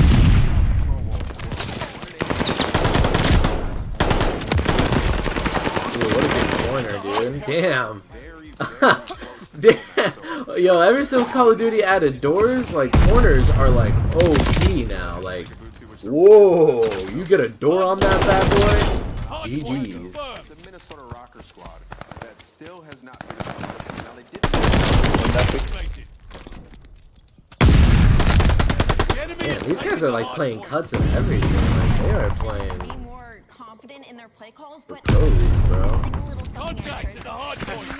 pushes them into Oh no, I got stuck on the barrel, dude. That's so embarrassing. Barrelless. they have yet to really get a dominant win. Hard point under fire. Damn, dude. Okay. I'm not checking corners. I'm playing dumb now. Hard points under fire. Twin hill. We control the hard point. Conversion's got to be locked down. Both teams are tied for first and 4v3 win percentage, 83% overall. Again, these are two big S&D focused teams. The enemy is Rotating. taking the hard One mid map. point. Confirmed. KD versus Paris. The S&D role fits him so well. He's so much more Contact of a at the hard player. point. They kind of Hard lets him point off of that AR activated. leash and have to find more success on D in control. Winning 63% of defensive rounds. which Enemy is has the last hard point. overall. Again, it's respawn the Minnesota What's all the way in the Rokkr back? struggling with, and it's been a lot in the slaying to the squad. Hit that. The enemy Jump is down. taking the hard point. Hot down. No, dude. Damn it. Which it's one of these teams' best hardpoint map, so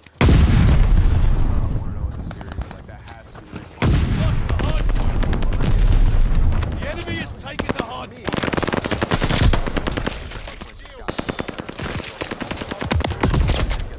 I should have just looked middle. I should have knew my teammate was gonna get that trade. where now they're just playing well. They were like breathe and like zone in. Like these guys are like way too competitive for my first game on. Like these guys are playing way too perfect for my first game on. Contact at the hard point. Hard point activated. Are they, bro? Continuously getting better, so I'm definitely going with Boston. Hard points under fire. Bruh. Oh my gosh. Alright, I need a zone. Hard point is ours. I'm going with the Boston Breach, to be honest. You know, the vetoes, the I am curious because you look at all the maps and you can make arguments for certain teams in certain maps are hard for the control, and I think I completely agree with what you said at the beginning of the segment there, was that this one did stand out. Oh wait, we need a flip, right? I'm an idiot, bruh. Wait, no, we don't need a flip.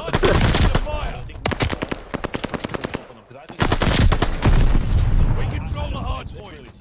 No, I mean it can go either way, right? Oh no, my cat's barking. The lead's ours. Hold on to hard point. Bottom A. Oh, what's happening to my screen? Enemy has What was the hard that? point. Hard point is active. The game is like flickering, bro. Under fire. One shot on hill. Who's hitting the back? Who's hitting the back out? Dude, back down. Get inside of it. Hard point is ours. One bottom bar. One's hitting the back. Dead. Issue beating anybody halfway good. Like they can do it, but I don't expect them to an awful lot of the time. And coming against Breach, I feel like Breach are a more rise. Minnesota Rokkr aren't a bad team. I don't think they're a great team, right? Hard point under fire. Contact at the hard point. Well said, fellas. Take it away and enjoy this Hard series. point located. These teams in search and destroy. Absolutely. Point is active. Today, let's find out if we do get a Hard point is out. kind of easier way to put it than this. It's not a knife edge for this one. While we are currently leaning Breach, the Minnesota Rokkr are not a team to be trifled with, and they could very Hard point. Yep, yeah. Oh, bro. I didn't hear that. I couldn't hear that call out because of the game that's playing.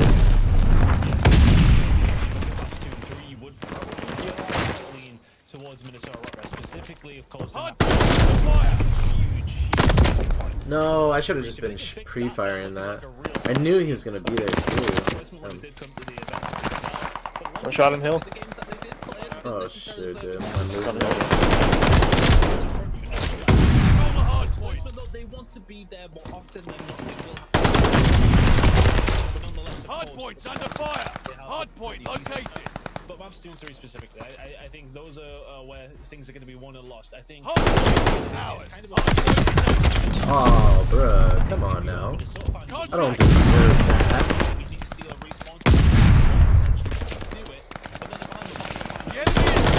What's up the back? Oh. I'm not looking at my mini-map like that either, too.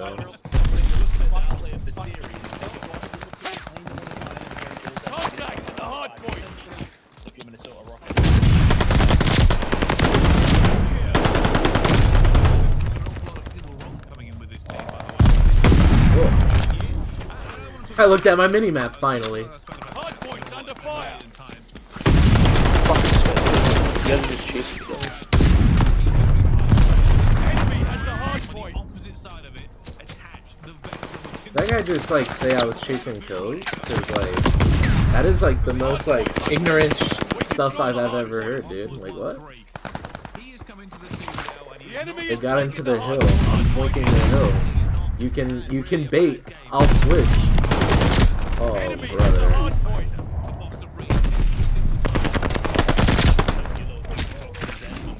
We control the hardpoint. We've been talking to him about Cap, and we sort of said, like, you know, like, I know we kind of went over this conversation. Go back and pick up middle. Where he came from. Just came down to death. Enemy has the hardpoint. Dude, like what? Like I lose aim assist and then I get 0 bullet reg on that 100 Thieves guy. One shot on hill. One bullet. Like weirdest thing ever, bro. Yeah,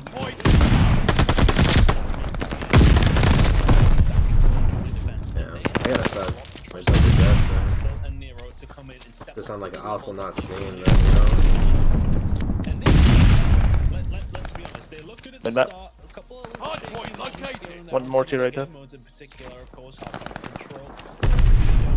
Oh, bro. We control the hardpoint. A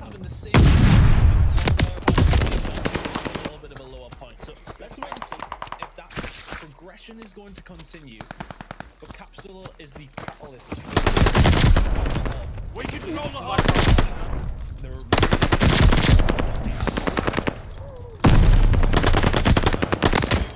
No, I didn't have any ammo, so I couldn't pre-fire that, but if I picked up a gun. And this team, it drives me insane. It genuinely drives me insane. Hey, bomb. Every time I make a team, I'm sitting going, Rokkr's a good team. They're a bit unlucky. They can probably beat somebody really, really good, but got them on their heels.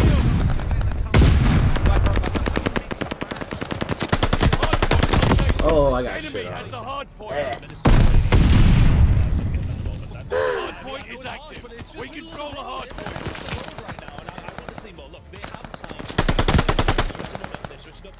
The enemy has taken the hardpoint. Oh yes, good. Good for you. Hardpoint is ours.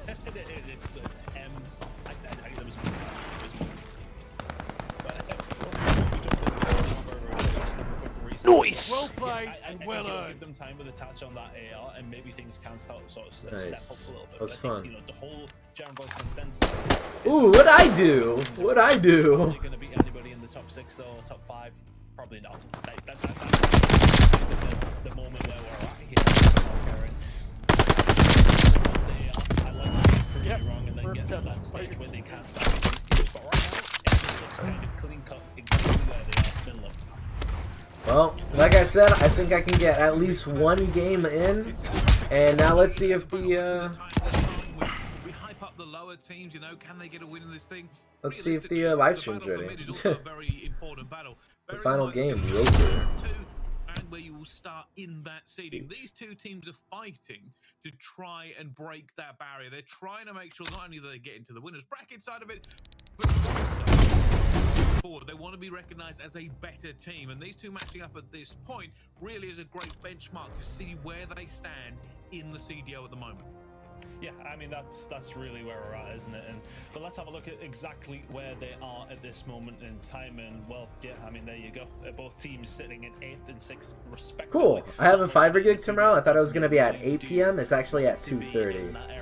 Woo! That winners bracket, of course, that's awesome. where you want to be. You really don't want to start in the losers bracket. All right. Wait, how much points did I get for that? Is in that losers bracket. It just like immediately means you have 2. a very long run. You're coming in All right. against Well, teams who are I got a game done.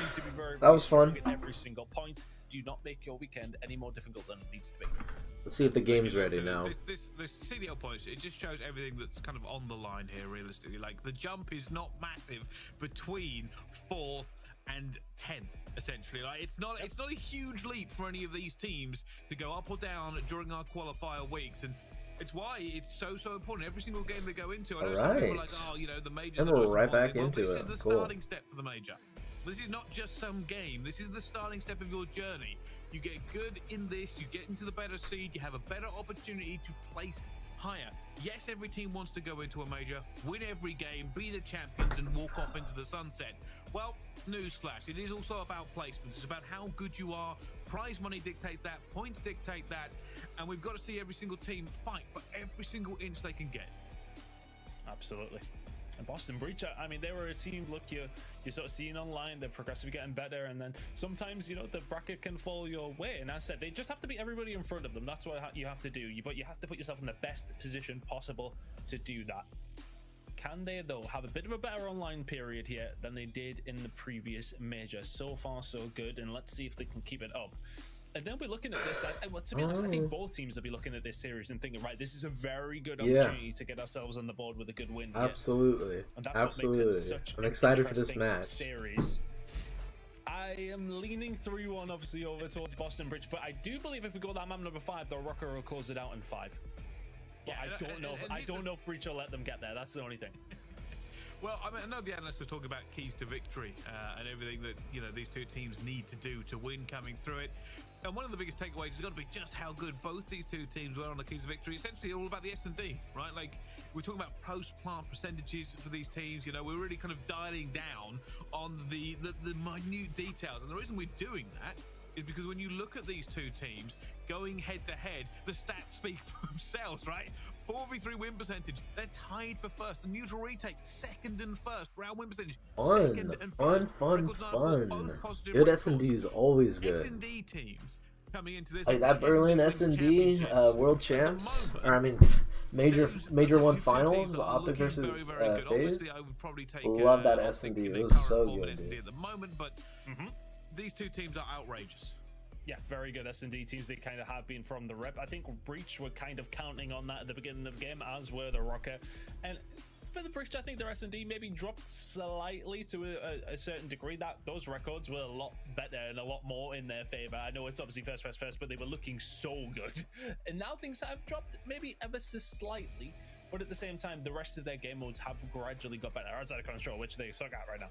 But they need to change that pretty quickly. But nonetheless, their search and destroy for both these two teams should make a very, very good game when we get to game number 2. And of course, if we do get to game number 5. But for the Rokkr, it's about stealing those respawns. They'll feel confident in the search and destroys.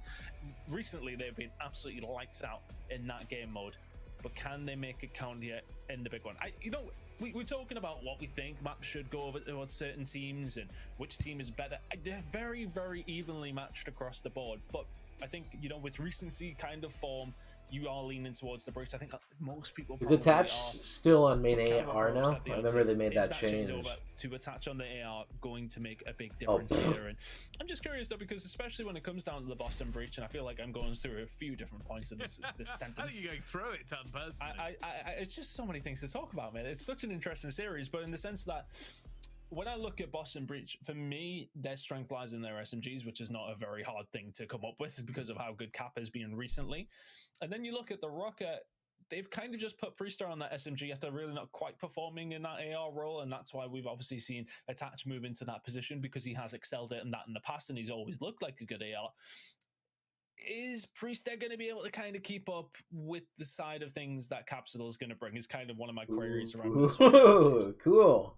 It's an interesting point, right? Because essentially you don't want to play around a player like Capsule if you're the enemy team. No. You play your own range and you try and get everything done. But one of the things that I was also looking at as we were kind of going through all the teams and the player shots and everything is kind of how both teams are feeling. And it's always an interesting kind of vibe for it, you know. You get things like Ultra and they're always pretty calm and everything. And then you try and kind of evaluate how these players are feeling going into it. Realistically, at this point, both teams should be feeling pretty good. They know it's a good matchup. That's the key thing coming into it. It's a bit different if you're facing like an OpTic at this stage. You're like, well, we know we're facing one of the top teams in the league, but coming into this game, obviously, we have spoke about how the first map can really dictate the momentum moving forward. You get that first win under your belt, you get more confident, you know already that you have had a very good time, your gunny feels hot, and you're moving forward with speed on it as well. By the way, again, everything about this game and everything we spoke about, and I know there's a little bit of delay, we're getting to it. Don't worry, the game will start in just a few seconds. Every single yeah, I know, right? I actually literally played a full game. Oh, hey, what's going on, Deshaun? What's up, dude? It's funny, because right when the OpTic versus Surge game ended, I played a full ranked game on Bokage Hardpoint, and I finished it, and I was like, all right, let's wait for the game. I had to wait like a whole another five minutes. Yeah, what's up? What's up? What's up? What's up? How have you been, dude? Doing well. Does defend it fantastically. Good start for the Boston Breach. They get the point and Methods finds 2. Well, that's about the biggest 2 beats you're going to have here on the P1. Thanks for stopping by, as always, Deshaun. While they did have the favorable Anxious. have certainly capitalized on that as well. One last push by the look of it for Minnesota Rokkr, just not wanting to give up any of the time. Eventually, though, they will be cleaned out, and Methods is moving, but will be taken down by Attach as this rotation. Have you changed any of your social media to Anxious? Trying to make a move through Ticket. Capsidel staying alive in and around this top 3 area. Very, very important to try and lock down. That's exactly where the pushes are going to be coming from, though. The stun comes in. The movement not going to quite get away. Good work by Priestep. Finds 2 on these opening breaks, but look at the pushes coming in here from the breach. A little bit of a pinch is set up. Hey, MP! Shuts down the attack from the back. It's got the whole of mid-map locked down. Awesome, awesome. We got MP, we got Anxious. That's dope. Welcome, guys. Welcome. Just watching the games right now. Watch the OpTic versus Surge map. That was really fun to watch. You know, I kind of just like pinpointed all of Surge's mistakes. And then this Minnesota Rokkr and this Boston Breach game, I'm really excited. Basically, what I said is that OpTic versus Surge match, it felt like Monday Night Raw, and then this Rokkr versus Breach feels like Friday Night SmackDown. If you guys ever watched wrestling. You can see Rokkr still spawning towards the back, and didn't really get much of that final 20 seconds. So good work by the Breach, but good gunfight's going to be going on here on the outside of docks. It's where they need to come in here for the Rokkr if they want to try and break this hill. No, you haven't? Oh, okay. Yeah, I know. Thirdly needs to get in here. Me and Thirdly actually did the S&Ds yesterday where we played 1v1s, and he actually made it to round 5-5. It was really, really fun, and it was a great session. I can't wait for us to hopefully all, like, you know, play some 4s S&D or 3s S&D. That'd be really fun. He's going to have to hold the pressure while his teammates spawn up. Nobody from Rokkr actually running in straight away, choosing to come through fire. And Capsule's actually fighting on the other side of this map here for the rotation. You know, I really like that positioning from him. He obviously picked up an auto, isn't able to find those rotational kills, but picked up an auto, is sitting in and around P5, getting the shots over towards the double doors. Really good work from Cap, isn't able to find that rotational kill, but that's what he was setting up for, and I like that forward-thinking play coming out from the rookie, but Boston Breach commanding lead.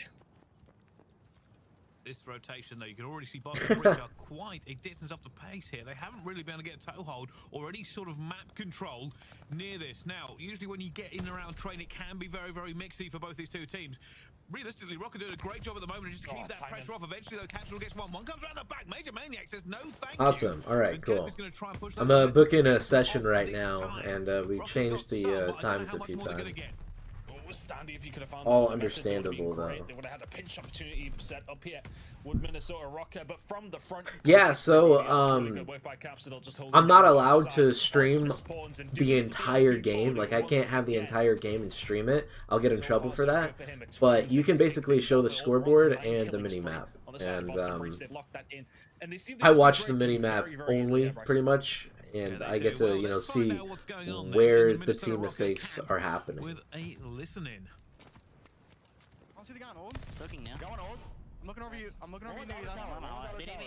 Right now, they're just trying to, like, get rotational kills, so kill all 4 of them, so they can put them in one spawn and understand, okay, now we know where they're at one spawn, and we can get them in the spawn trap. I'm gonna shut up now, though. Stay up from stuff. One more stone. Nice. Yeah, behind us. He's spawn killing me. He's weak. Close on you on the tank. He's absolutely on the tank. The tank. P1 Mike. Zinni. Go for Stone TJ. Stone TJ. Alright, let's go. He ran on stone steps. Try and get right. I'm taking library. I do library. I'm gonna slide to top 3. Take the Nero on time. Back down. Nero dead. I'm on street. One shot. Street tank. One's gonna be P1 probably. Play for street. Outer box. Capsule left. Capsule outer box hurt. Street dead. Hallway to hill. Capsule outer box. Okay, there's 2 of them. Hallway to hill. 1 shot. Zin. I wanna kill him on hill. Try and kill Zen. Capsule still by ticket. That's a big rotation here. This is a big rotation. Zinni, 1 shot going low P2. For Nice. Rokkr, they managed to get some points back onto the board, but we are heading into our second set of rotations onto P1. A free-for-all? Yeah, that'd be fun. I'll just try hard like crazy and just bunny hop around walls as much as possible. You know, I realized something, in Vanguard, it's really easy to bunny hop. Like, if you just like, you know, put in the time just to, you know, get the muscle memory down, you land way more bunny hops in Vanguard than in Warzone. But Warzone slide canceling is 1,000 times better than Vanguard. I failed my nade. Back left. This is good. I'm here, Zen. Close right, weak, nice. I'm rotating. Last one dub. Yeah, I'm rotating. Yeah, play deep right. Teach, help him right. Helping you right. Get ready to be deep right. Get over here, you need time. He just crossed street, one's top 3rd. Yeah, try and get this guy top. Top 3rd. Yeah, try about top 3. I'm just playing those. Top 3rd left, they all want deep. Top 3, top 3. Reach the second fire, cut. He's still top 3. He's still weak, truck. No, major hitting on our side door. No, They're all fighting right, right now. Major upstairs. Pause it, street again. Fire tank. He's fire tank. Yep. He's crossing. He's weak on the step. Or fucking. Nice. Okay, I'm pushing on this guy. Breach is just getting better and better, man. Holy fast comms, Batman. That is some spitting fire from the Boston Breach. And we'll eventually lose that as they go into the next set of rotations, but they have got we don't need you to try. No, they're chaotic, don't get me wrong. But as long as it's working out, you can kind of hear the man that is the one directing the team and who you would expect to direct this team in method. 16 and 6 out of him, having a good game. Locking down the rotations for this team. When they do get these rotations, they are finding a lot of points for it. Big push here though from Attach. They're gonna know he's here, surely. Look at this, our method's actually gonna call it in. They've called this perfectly. Attach to catch, and he's gonna take that one to the face. Eventually though, it will be Rokkr who managed to get somebody inside. Major Maniac backs this one up. Methods does eventually get 2, and this is a hard hold here for Breach. Yeah. Ooh, but they do it. Pushing from windows, you can just set yourself up and get ready and waiting for it. It's gonna be the push through fire that Rokkr are gonna have They're to getting so much time right here. Everybody kind of lining up. You see the push that comes on through. Major Maniac will find 2 though, but Methods on the 5. Wow. Make it a 6. Oh my gosh. Really good work from the vet. 21 and 6 out of him. Dude, ever since Rokkr had Attach switch to AR and Priestess switch to sub, just because, you know, they're like, Priestess couldn't, you know, play in the AR role, their team chemistry is completely off now. Where you just constantly see 2 people go, and then 2 people stay, and it's just really awkward timing. And like right there, they just got spawn trapped P2 for all, or I mean P3 for all that time. That's insane. He does go down, but they're already at train. They are already ready for this one. And I don't even know if like, it just sucks. Like, Rokkr just isn't comfortable on this map, specifically because Attach is brand new to AR. Like, you know, they can't expect to, you know, do well on that map, really. Honestly, I was leaning on the SMGs. I know it doesn't play like a AR map, but like ARs can be in perfect positions just to hold down lanes the entire time. Locking in those spawns and locking in game number 1 for the Breach. 1-0 here against Rokkr, and that was arguably very comfortable. Yeah, that was dominating completely. Like, they just managed to go back to back in that hill and just didn't move. And I was going to talk a lot about Capsule during this break. I thought he had a very, very good game. Priest is doing fine though, of course. And the Methods kind of stole the show. Yeah, 25-7 out of him is a really, really good game. 21 non-traded kills coming out of somebody using an auto. 21 non-traded kills. Very unbelievable. Well methods. And Unbelievable. again, it's not just so much crazy. about the kills that he finds, it's about the rotations coming in. He's going to be that guy who is locking them in for the most part. Yes, your SMGs can get kind of going away, root ban, etc., but methods locking those in are very, very important, and he was so influential over towards that P3 hill both times for the Boston Breach, and ultimately it's a 124-point game, that, by the way. That is not just comfortable, it's quite dominant from the Boston Breach. You can see here in our highlights, we're going to catch some of the Methods plays as well, because I mean, he kicked off straight away. He barely died. He died already. He's by the way, he's 4-3 here at this point. He only died. That was a dominant game. That's bizarre. I didn't realize it was that. I mean, not that bad. I mean, 4-3 is fine. But the fact that he only dies 4 more times, and by the way, that's within another. What, another? I can't believe that, like. You know, it's funny because I thought Paris Legion was about to beat Rokkr just because of the roll switch. But I think Paris Legion, they're just really bad at like clutching up. And once they fix that, they're going to be a dominant team. Like, everyone's making fun of Jimbo for being on that team. And, like, just being the worst one. And, like, people are saying he might be the worst CDL player. I think, like, they see something in their team and they're going to stick together. They're not going to drop them. I could be wrong always, but I don't think they're going to drop them. And, they're going to learn how to clutch up games, and they're going to become a dominant team. They would have went into this game knowing that hard points are going to be hotly contested. Because I thought, you know, Rokkr, they did bad just because of the roll switch. But right here, it's just showing that, like, I don't know. I mean, Paris, they really did really good against... What did they do against?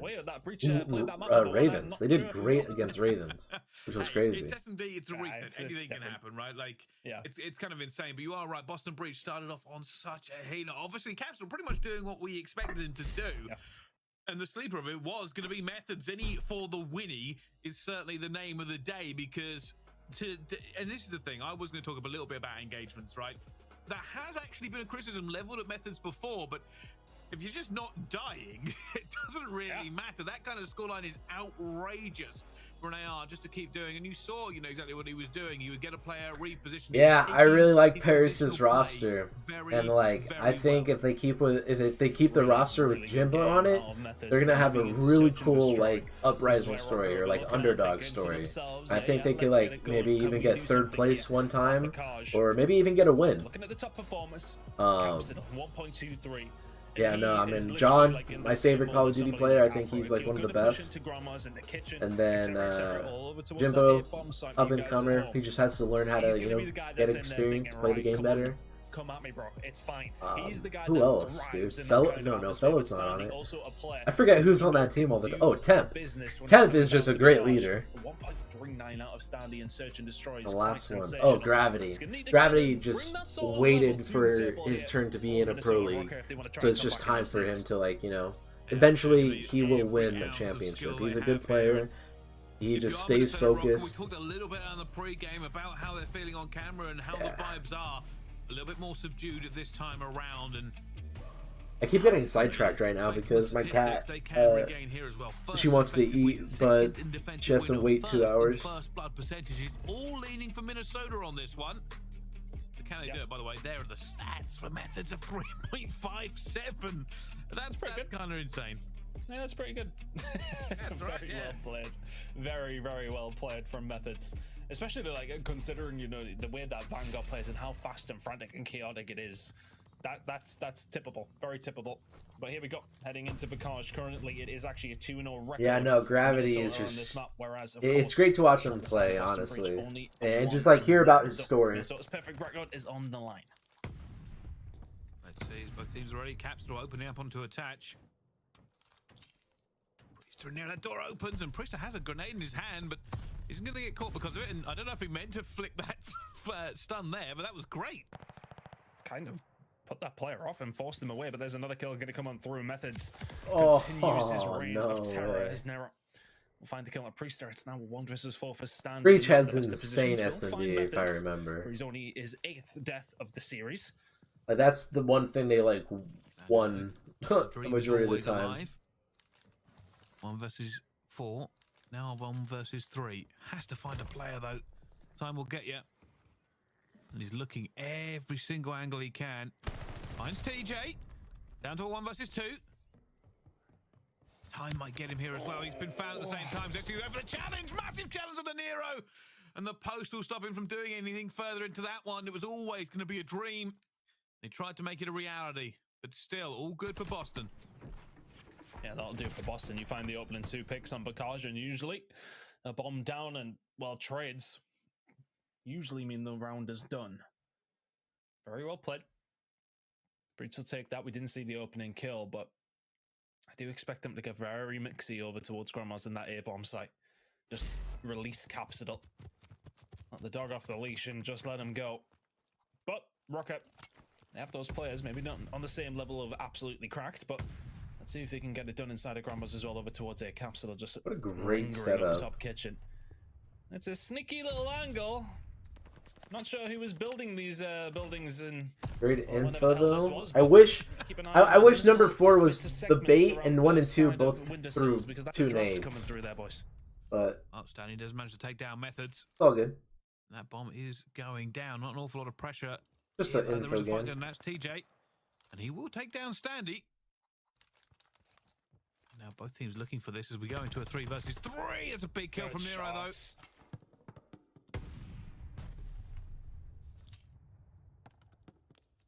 Come through. Does he get the hit marker as well? No, I don't think he did. He didn't actually get it onto him, but he goes for the challenge. He's going to go down. Now attach. Attach to 1 versus 3. Finds the first one.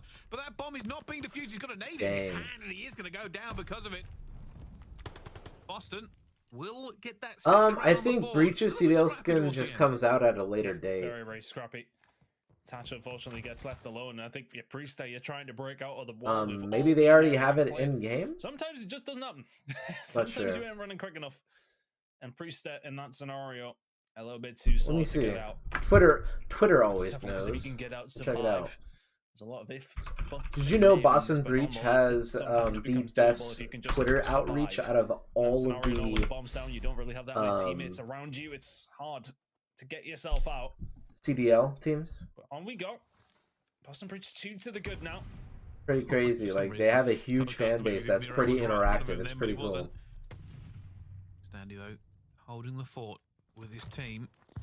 Pressure now coming in. Nero actually looking to open a few doors, make a little bit of noise. See if we can't pull a little bit of Rokkr attention. He's trying to cover every single angle. Eventually sees him, knows where TJ is, knows where Nero is. It's been called out to his team, but still neither team ready to commit. Here they go. I was about to say that's good for Breach though. They get a little bit of utility out of the Minnesota Rokkr, and now the push can come on through, and TJ is on Overwatch and has done a splendid job at that. Nero is going to soak up that grenade, but it's still a 2 versus 4. It's an ace on the cards for TJ. Halley as the shots come on through. Fantastic. Looks like they're just using like just default skins, honestly. Really nice angle all the way through. They open up the doors, give him the opportunity, and he finds 3. Well, I was going to say, Capsidal stole this kill of TJ for the ace. Yeah, I'm not sure. I don't see anything but, you know, showing that TJ obviously got that first kill against their skin is available. It might be the second kill. But whoever challenged second there knew where TJ was and still decided to run towards the bomb in that direction. Had to get rid of him, I think. You know, in that scenario. Yeah, I know the bridge one's pretty sick, right? Even if you thought he had moved, like you just sprinting down the corridor where he clearly just killed a teammate. They're a pretty sick team. TJ's feeling it.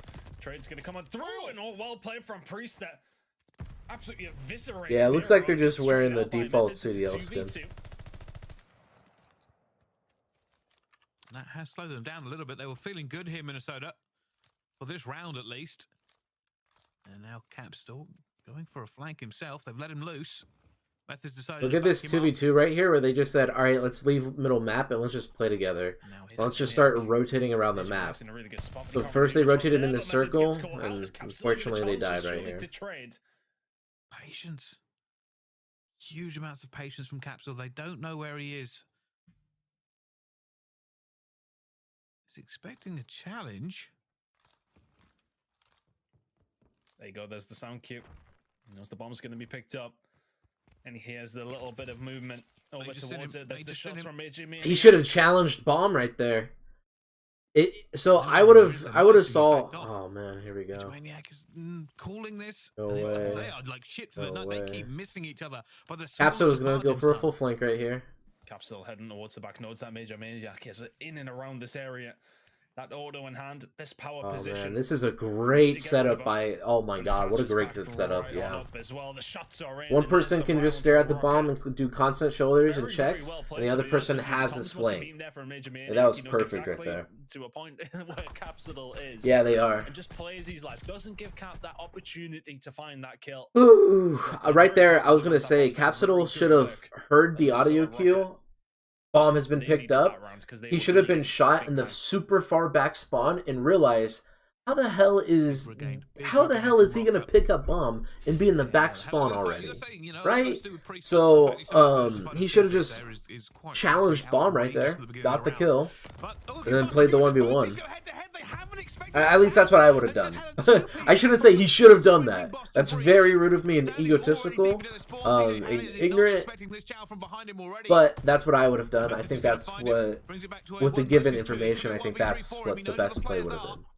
Worried though, he knows where one player is. But as you can see, if he had better timing, he had way more time to play that 1v2, and he even had a flank where he could have even got a 2-piece. So technically, one could argue that was the best play. Seconds at the beginning of the round. Methods has time. And we know he will. The fun thing about Call of Duty, like that's the fun part about being in like teams of 4, is because that's how you're supposed to talk with other people, you know? What's the right play? What's the wrong play? Just so next time you do the next one, you figure out what's best. Oh man, dude, good info. Does he know? Does he know if they're both in there with that name? Good chance here, Bryce.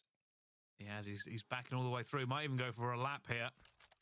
They're coming for him. Look at this. It's going to come to a head here at the same point. They haven't picked correctly. Methods is away. Can he find him? This is unbelievable. They have no idea where he's gone. He doesn't know where they are. He's attached. He's attached. 1v3. Priest shuts it down. Says no, not today. And the little bit of a wobble, the little bit of a lip, the ledge, it stops him from getting it. And Rokkr will get that round, but it is not clean or comfortable. They are great shots from Priest, by the way, to win that gunfight. Yes, you know where he is, but to adjust to that height as well, considering where he is. Most of your gunfights in Call of Duty are typically very horizontal to throw your aim up that quickly. Here we go. There's the shots on to attach, and Priest there charles it. Oh, I tell you what, he takes a lot of bullets. He takes a lot of bullets. Oh, I'm big bad. Deflected one? They kind of deflect some of them because that is look, you die fast in Vanguard. There is no two ways about it. And so I'm replying in Fiverr real quick. I ain't gonna try and do. He would have just ran. Well, this round hasn't had any kills yet. A little bit of fire exchange from the teams. They try to figure this one out. Nero making a play, by the way. Was it? And Methods will get first blood. Important for Breach to stop their bleeding here, as that's 2 in a row for the Rokkr. Make that a 3 versus 3 though. This cap is going to be found out by attach. Look at this all the way around from TJ Halley. Is something going to get going here? But Nero and Methods combined well all of a sudden. Priest left all alone. There's one. He's going to be able to get out here as well, but surely he's going to be challenged. And yes, he is. Breach find another round. 4-2 now. And Boston are probably still a little bit sick that the Methods didn't get it. It would have been 5-1. I'm still kind of aghast myself. I'm sure we'll get some more slow-mos on that kill as well, because that was kind of crazy how close he was to the 1v3. But at the moment, Boston Breach still riding high, still making the plays. And we're talking so much about Methods. I think TJ's been such an influential player as well in this search.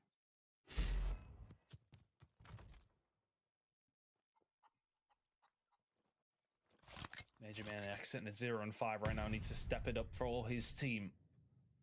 Going to be head over towards it. High aggressive line from Rokkr though. They got somebody over towards the gates. That is going to be Major Maniac. He's going to open up his account, but not before it is shut down immediately. Standy will trade that one out. Can he find a second as well? Well played from Standy. TJ now left in a 1 versus 3 attach. He's going to give him a possible route into this.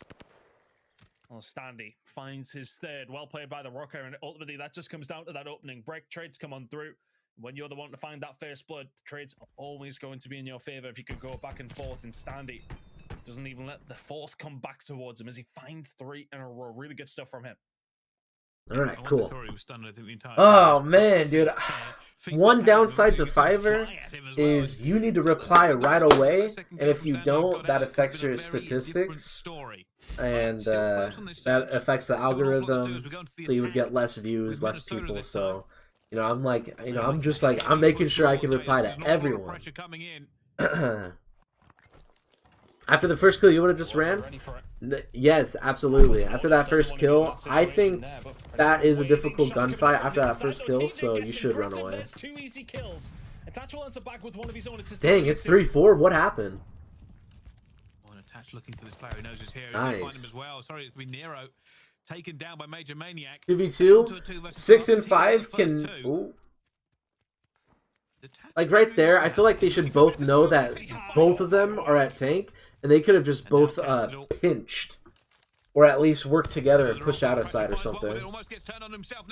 But maybe they didn't have the info, which is totally fine. They probably didn't have any info. Look at him, he's not stopped sprinting. Look at them run in a circle though. Treat the map like a clock. Gets away. And number 5 says, okay, I know that bomb's down on A. I just need to hear bomb picked up and then check A in like 5 seconds. Bomb's been picked up. Alright, I'm going to check in like 5 seconds. 3, 2, 1. There he is. Just full on sprinting around. Oh, nice. He's running. He's seen Capital. Capital says, hey, I see you out there on fence, and if you're on fence, you're not playing. Nice, that was clean. That's the risk you take. If you jump off the bomb in that scenario, it's a 50-50 for Major Maniac, because, I mean, it's Capsule. He's flying. Are you right? No, apparently honestly, not. That round, I'm starting to feel like Capsule had 20% extra speed on. Just moving.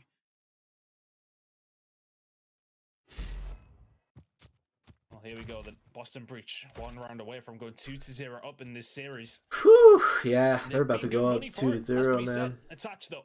What can he do here? 8 and 7. Had a good game so far. Needs to keep it up. Try and get his team back into this one. Sandy breaking walls. TJ's going to get first blood again. Over and over again, he's been instrumental in Boston Breach's success in this S&D. How did Maniac die? From that far, like, that's a crazy gunfight. That's why I never go to tank side right there. Where all those tanks are, I never go there. Just for that one exact reason. There's just so many long-range angles where you can't even see the enemy. Nice. Nice rotation right here. Is he going to ego chat out of there and go for it? Has decided a little If bit it was more ranked play, I would. Nero's going to hit this. What a beings. Surely they're ready. Yeah, they are. They have every angle there covered.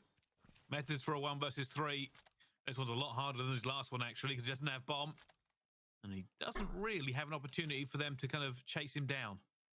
Yeah, we need to get a kill, plant the bomb to make this possible. Tatch is going to throw the shoulder, and I'd imagine Priest. Well, no, they're not even going to challenge it. They're not going to give him too much info. 10 seconds to go. This is a round over to the Rokkr. 5-4. Method's very little that can be done here, and Minnesota Rokkr will not give him an inch. Well, Standy will give him another kill. It matters not. A round for Rokkr. Very close search and destroy. And it's coming down to it. It's still very much anyone's S&D. After that first blood by TJ, I thought they might have it, but it looks like he was going for the tank again, trying to get that set up for that plant. And Priester picked him off, and from there, they kind of collapsed. Boston Breach still 1 round away from winning this, but the attack is on Minnesota Rokkr. Where do they go? Maybe another big A hit for them.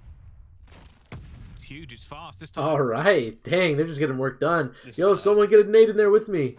There we go. There's the nades. Yes. Team nades.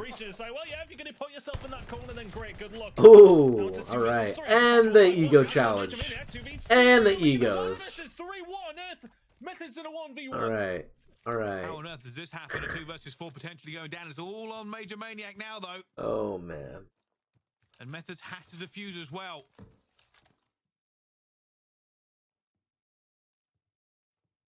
Method's just going to wait this out.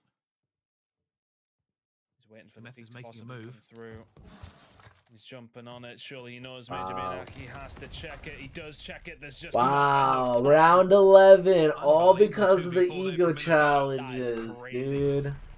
You finally get the beautiful team play, and then you ruin it. You get a beautiful team play, and then you ruin it sololy. You thought they were in control for the majority of this S&D. Oh, and Minnesota have not buckled. Minnesota have just chipped away. They've just hung on, and a few rounds have come down to 1v1. Quite a lot of rounds have come down to 1v1s, but the majority of the time it's been the Rokkr that have been winning them. I hope like Breach like wins a lot and like they become like the ego team, like the egotisticals or something. 3-round sweep to bring it back. They were 5-3. Because like, what was that?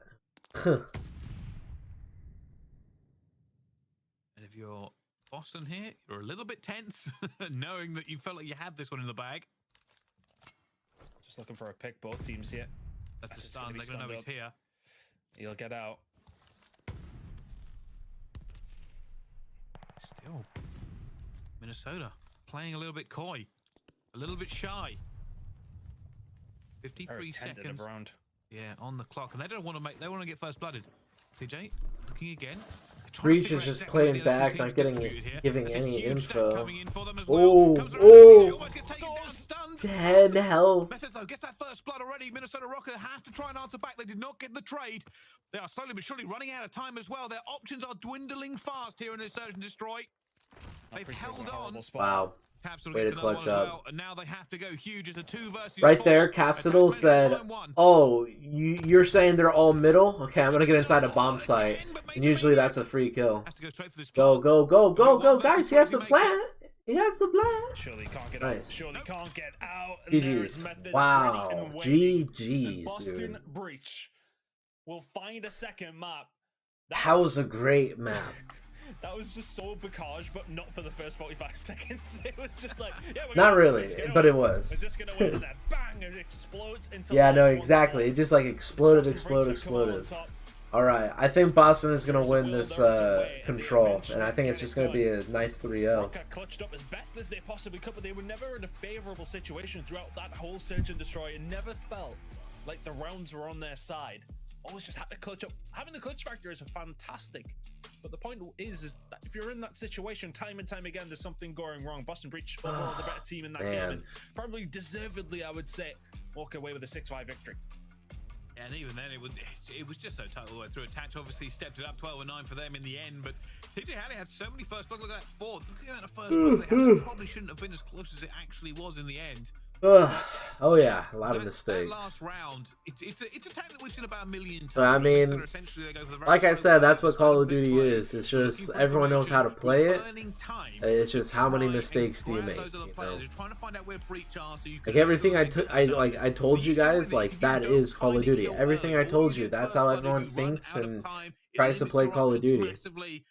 And eventually they just couldn't. And obviously there's a lot to think about. There's a lot to think about. So if you mess up one thing, you lose a gunfight, you're losing your team the game, you know? Don't get me wrong, it's still a very good tactic. You forget to go block a spawn, you just flip the spawn for your team. And now you lost the next 2 hills. Yeah, you start running out of time, you start panicking just that little bit. You can see they were in a tough spot, and they kind it's really of fun. For the I think just makes esports fun, like and sports in general fun. Then you suddenly become, you know, it's a little bit more doable. But the 15 seconds left on the clock, you've got to plant the bomb. Nightmare situation. But look, yeah, Rokkr clutched up a couple of times, but it's just a shame that they were in that situation every time and then switched on. But if you're the Boston Breach, you also have to not let some of them rounds leak away there. So yeah, a couple of question marks around the Search and Destroy for both teams, but it's Breach who take it away. It certainly is. Well, speaking of taking it away, we are going to go away for just a few minutes. Don't go anywhere. Just a few minutes. When we come back here on the CDL, map number 3, Boston Breach and Minnesota Rokkr.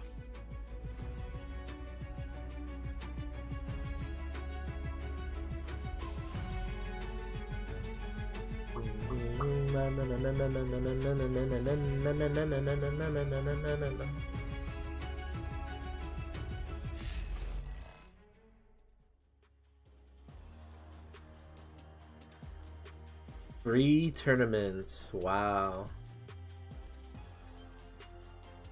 Oh, never mind. Misread. I misread.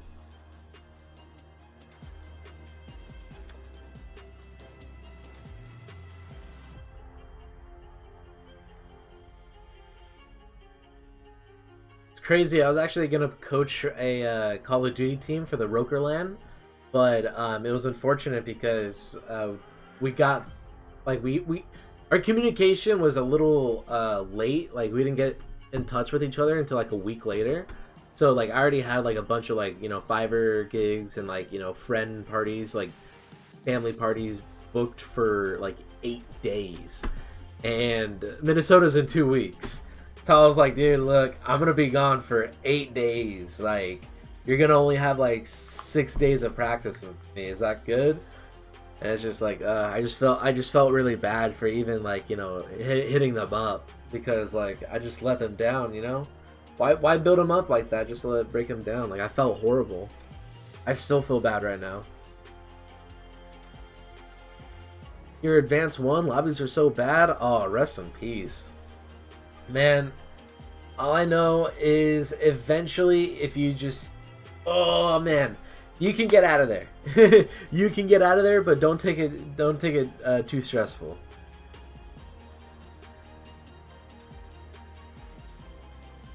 Don't get too stressed about it. It's just ranked.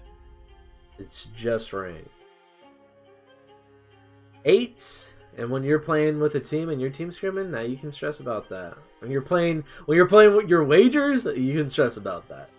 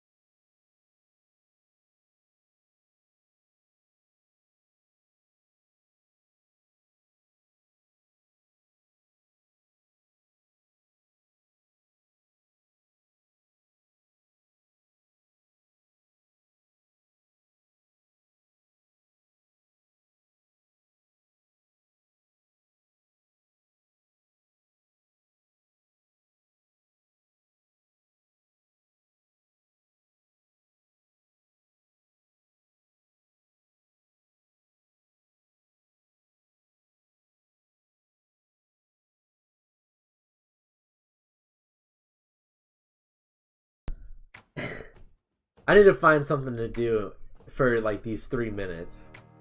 Like I should just like say, all right, guys, I'm gonna go to the bathroom, and I should just stand there. Just cause like this is awkward. Like, dude, like I gotta wait 3 minutes for them to start the next map.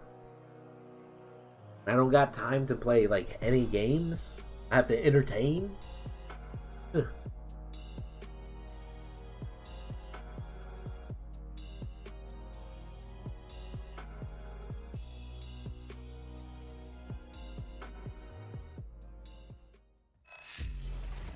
The Call of Duty League is brought to you by Game Fuel. Victory in a Have you guys ever had Game Fuel? The Call of Duty League is brought to you by Zenny. Armor your eyes with Block's gaming glasses starting at $24 by visiting zenny.com. Right, just stand in the bathroom. Ladies and gentlemen, welcome back to the CDL. This is our Game Fuel tactical play. As you can see, it's going to be Capsidal playing his life, Speed Demon, and managing to get the 1 versus 2. Ton, just so good gameplay coming out of Boston Bridge at the moment, and much better than my English, of course. Just so good, bro. So good. No, it was really well played by Capsule. That first kill is huge. Knows where the bomb is and just plays the information. Very, very well played. I'd imagine it would have been Zinni's 1v3. Right, yeah, we're vibing. Not quite able to get there in time. Look, a very, very good game though out at the Boston Breach. Very well.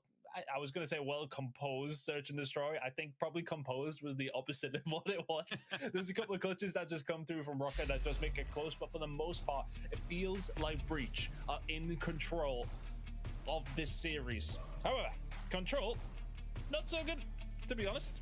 1 and 3 here. I didn't realize that. All right. But the Rokkr overall 2 and 4 as it goes on this game mode. So not necessarily the best for either two of these teams, but a 2.57 out of methods. If you can keep that up, well, this is a 3-0. He's died less this series than I would do in the first hard point, but oh my goodness, he's having a good thing. Obviously, the 3.57 map number 1 certainly doesn't hurt things. I think he died the same amount of time the S&D. Oh man, game fuel, it's Mountain Dew. It is Mountain Dew, but energy. So you get a nice, I don't know, lift off of caffeine. It's pretty cool. Breach looks like the better team. And the flavors are all great. Just overall, this At least I think so. I think I've had the yellow one, the blue one, green one. I don't think I've had the red one. Number 3. But all of them, I thought they were delicious. Oh, and they're a can. You can close them, which is cool. And they won't spill, which that's always nice when you can have a soda can that can do that. Maybe to make a push towards B here. Or so you can keep it fizzy when you put it inside of the fridge again. Gotta keep an eye on Standy though. All he wants here is a couple of kills. Not good for you. Not good for you, but it's good. Unfortunately, will go down. They managed to get picked off. That's Methods who found him. That was probably the communication saying something along the lines of, we haven't seen him in a while. Where is he hiding? It's looking like A should be locked in. You got Priestess towards back church as well. Oh, quite a push from Boston Brute to stop this from happening. 50 seconds left to go. That timer obviously stopped as things get moving over towards A. Looks like Boston have completely given this one up. The lives are pretty similar and they have plenty of control, but look at the one that slipped the net once more. Priestess still back here. Waiting for the opportunity, the perfect moment to allow his team to get through. Unfortunately, they're all dying over and over again. TJ eventually going to be taken down by him. That's going to announce exactly where he is. As they come off respawn, they'll be looking to play around this now. What it does do is give a bit of a distraction. Although I say that, there's still Minnesota are failing to get kills. Yeah, Priest is dead as well, so that's ultimately the game plan. Done and dusted for the Rokkr here on the attack at the moment. Still trying to find a way through, but oh, I think Boston Brute is doing this really well. They're playing awkward on the map. I dropped a nuke today in Call of Duty Mobile. I was playing Call of Duty Mobile ranked, and I dropped a nuke in domination, so that was really cool. Just setting themselves up, I've decided to start playing some Call of Duty Mobile just because mobile games are pretty popular, and I want to see if I can coach on there as well. See if it's the same way as regular Call of Duty.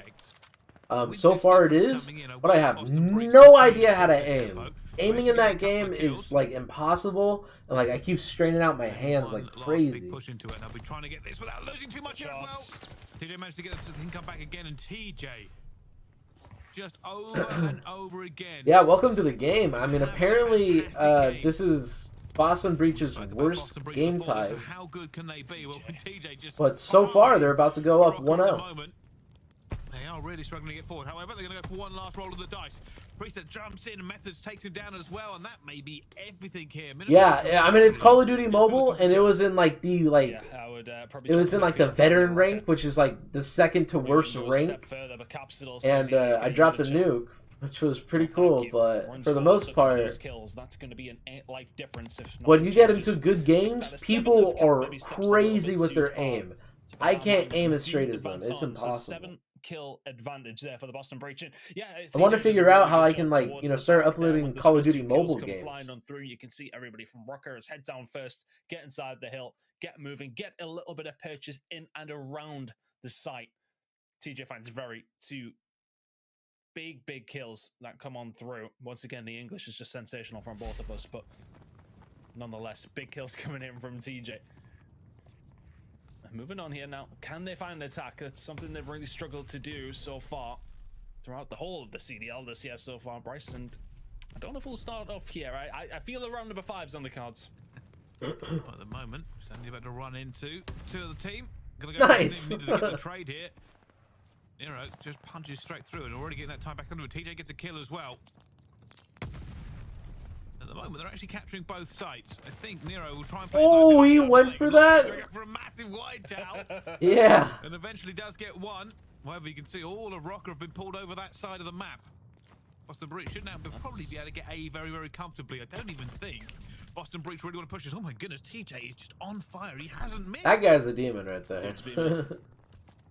Nero and Capsule are demons.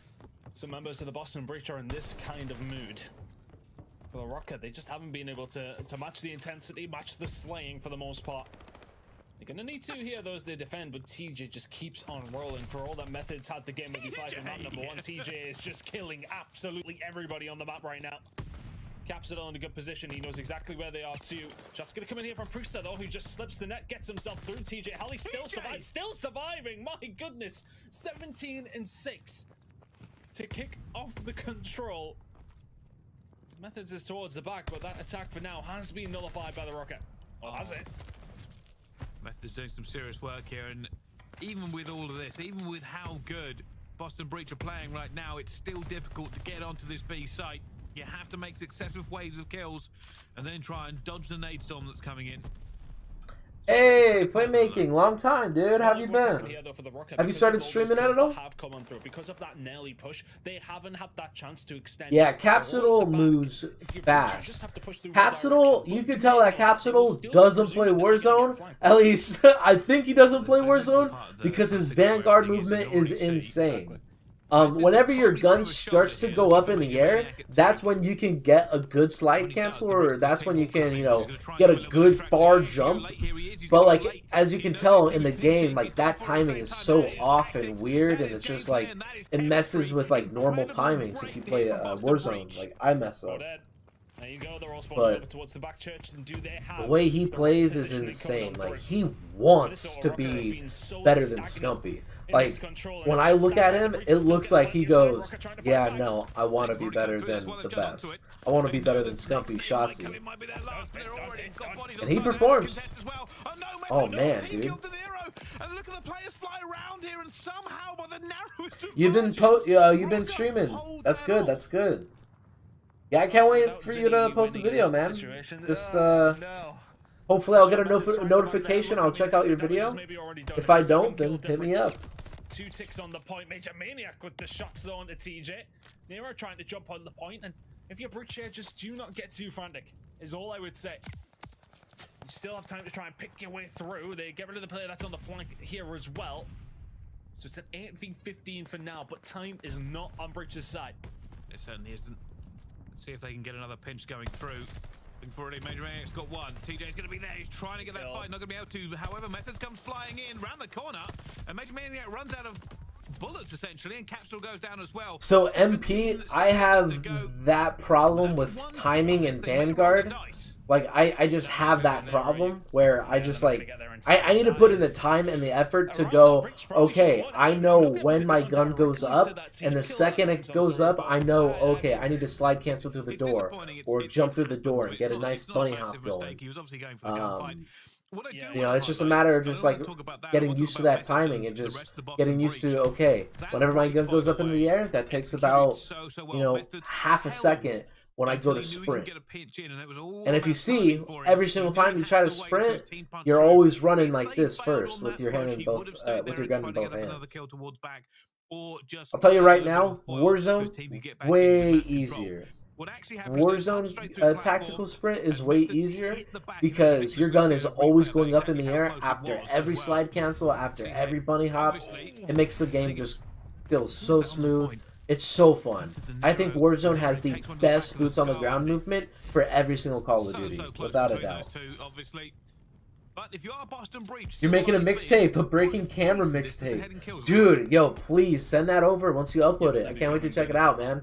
Those are always good. And I hope, you know, it's funny.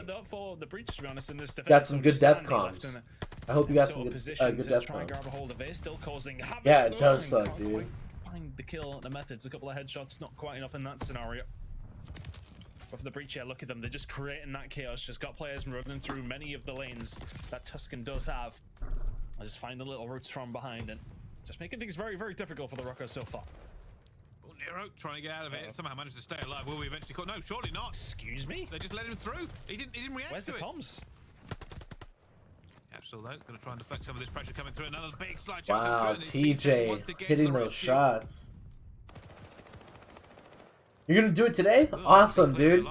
That's perfect. I can't wait. Minnesota haven't got anything going through. The Capsule's going to get taken down. That player is in the corner. And I think Minnesota will probably just go away now and get that extra minute. You would think so. Bleeding lives, bleeding time here at the moment. Boston Breach very much in the driving seat. At this moment in time, Attach is expecting that push, and TJ will get shut down, but what a monumental map he's had so far. 27 and 16.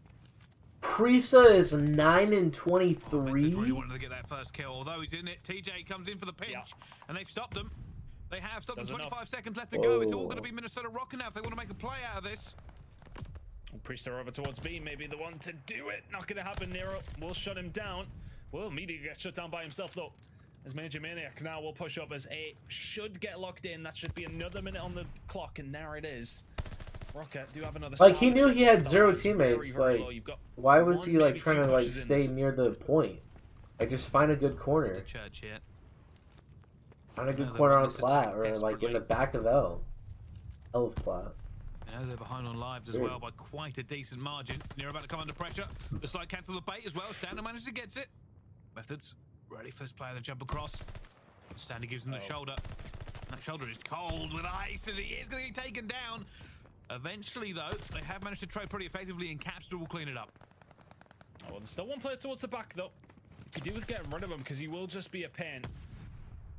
Or did they just leave him and say, right, yeah, you do your bro. That's fine. No, look at the three of them concentrating on Attach. There you go. And get rid of him, though. TJ, 32 and 17. This has been a magisterial performance on Tuscan from him. Alright. Is he going to keep it going? Not quite. Major Maniac will find the kill, but with 3 lives remaining, it's just not doable for Minnesota Rokkr. Breach will get within 1. I think Breach is going to get the 3-0. Well, tell you something. Minnesota are going to have one incredible defense to come back from this deficit. Oh, yeah. Just not sure it's going to be that possible. We've managed to get even further behind here. And if you're Boston Breach, the options are available for you. If you don't need to overcommit and lose a ton of lives, you'll get another defense. Obviously, you want to win in every single round, and they've done a pretty good job so far, but it is looking like theirs to lose now. Nero just wink at someone? All the way through, right? Yeah. It's absolutely just felt like it's Boston series. I don't know. I just Minnesota. Oh yeah, it's on purpose playmaking. So unfortunately, I can't stream the actual gameplay of the CDL stream. I'll get in trouble. So I instead can put the scoreboard and the mini map. So that's what I'm doing right now. That's why my face is so huge. It's been comfortable for Breach so far. That was Nero alive. I had no idea. Honestly, the majority of the Boston Breach have just been playing so well on the slaying front. It's looking so good for them right now, Bryce. Major Maniac actually gets seen there while he's seeing top comms. There's already a bit of time going down on the beat. Minnesota will stack this ready. Methods with the 2-piece. Oh, nice. Trying to get out of it now. Gonna jump onto the time for a Yo, the slaying power right now. Set up, yeah.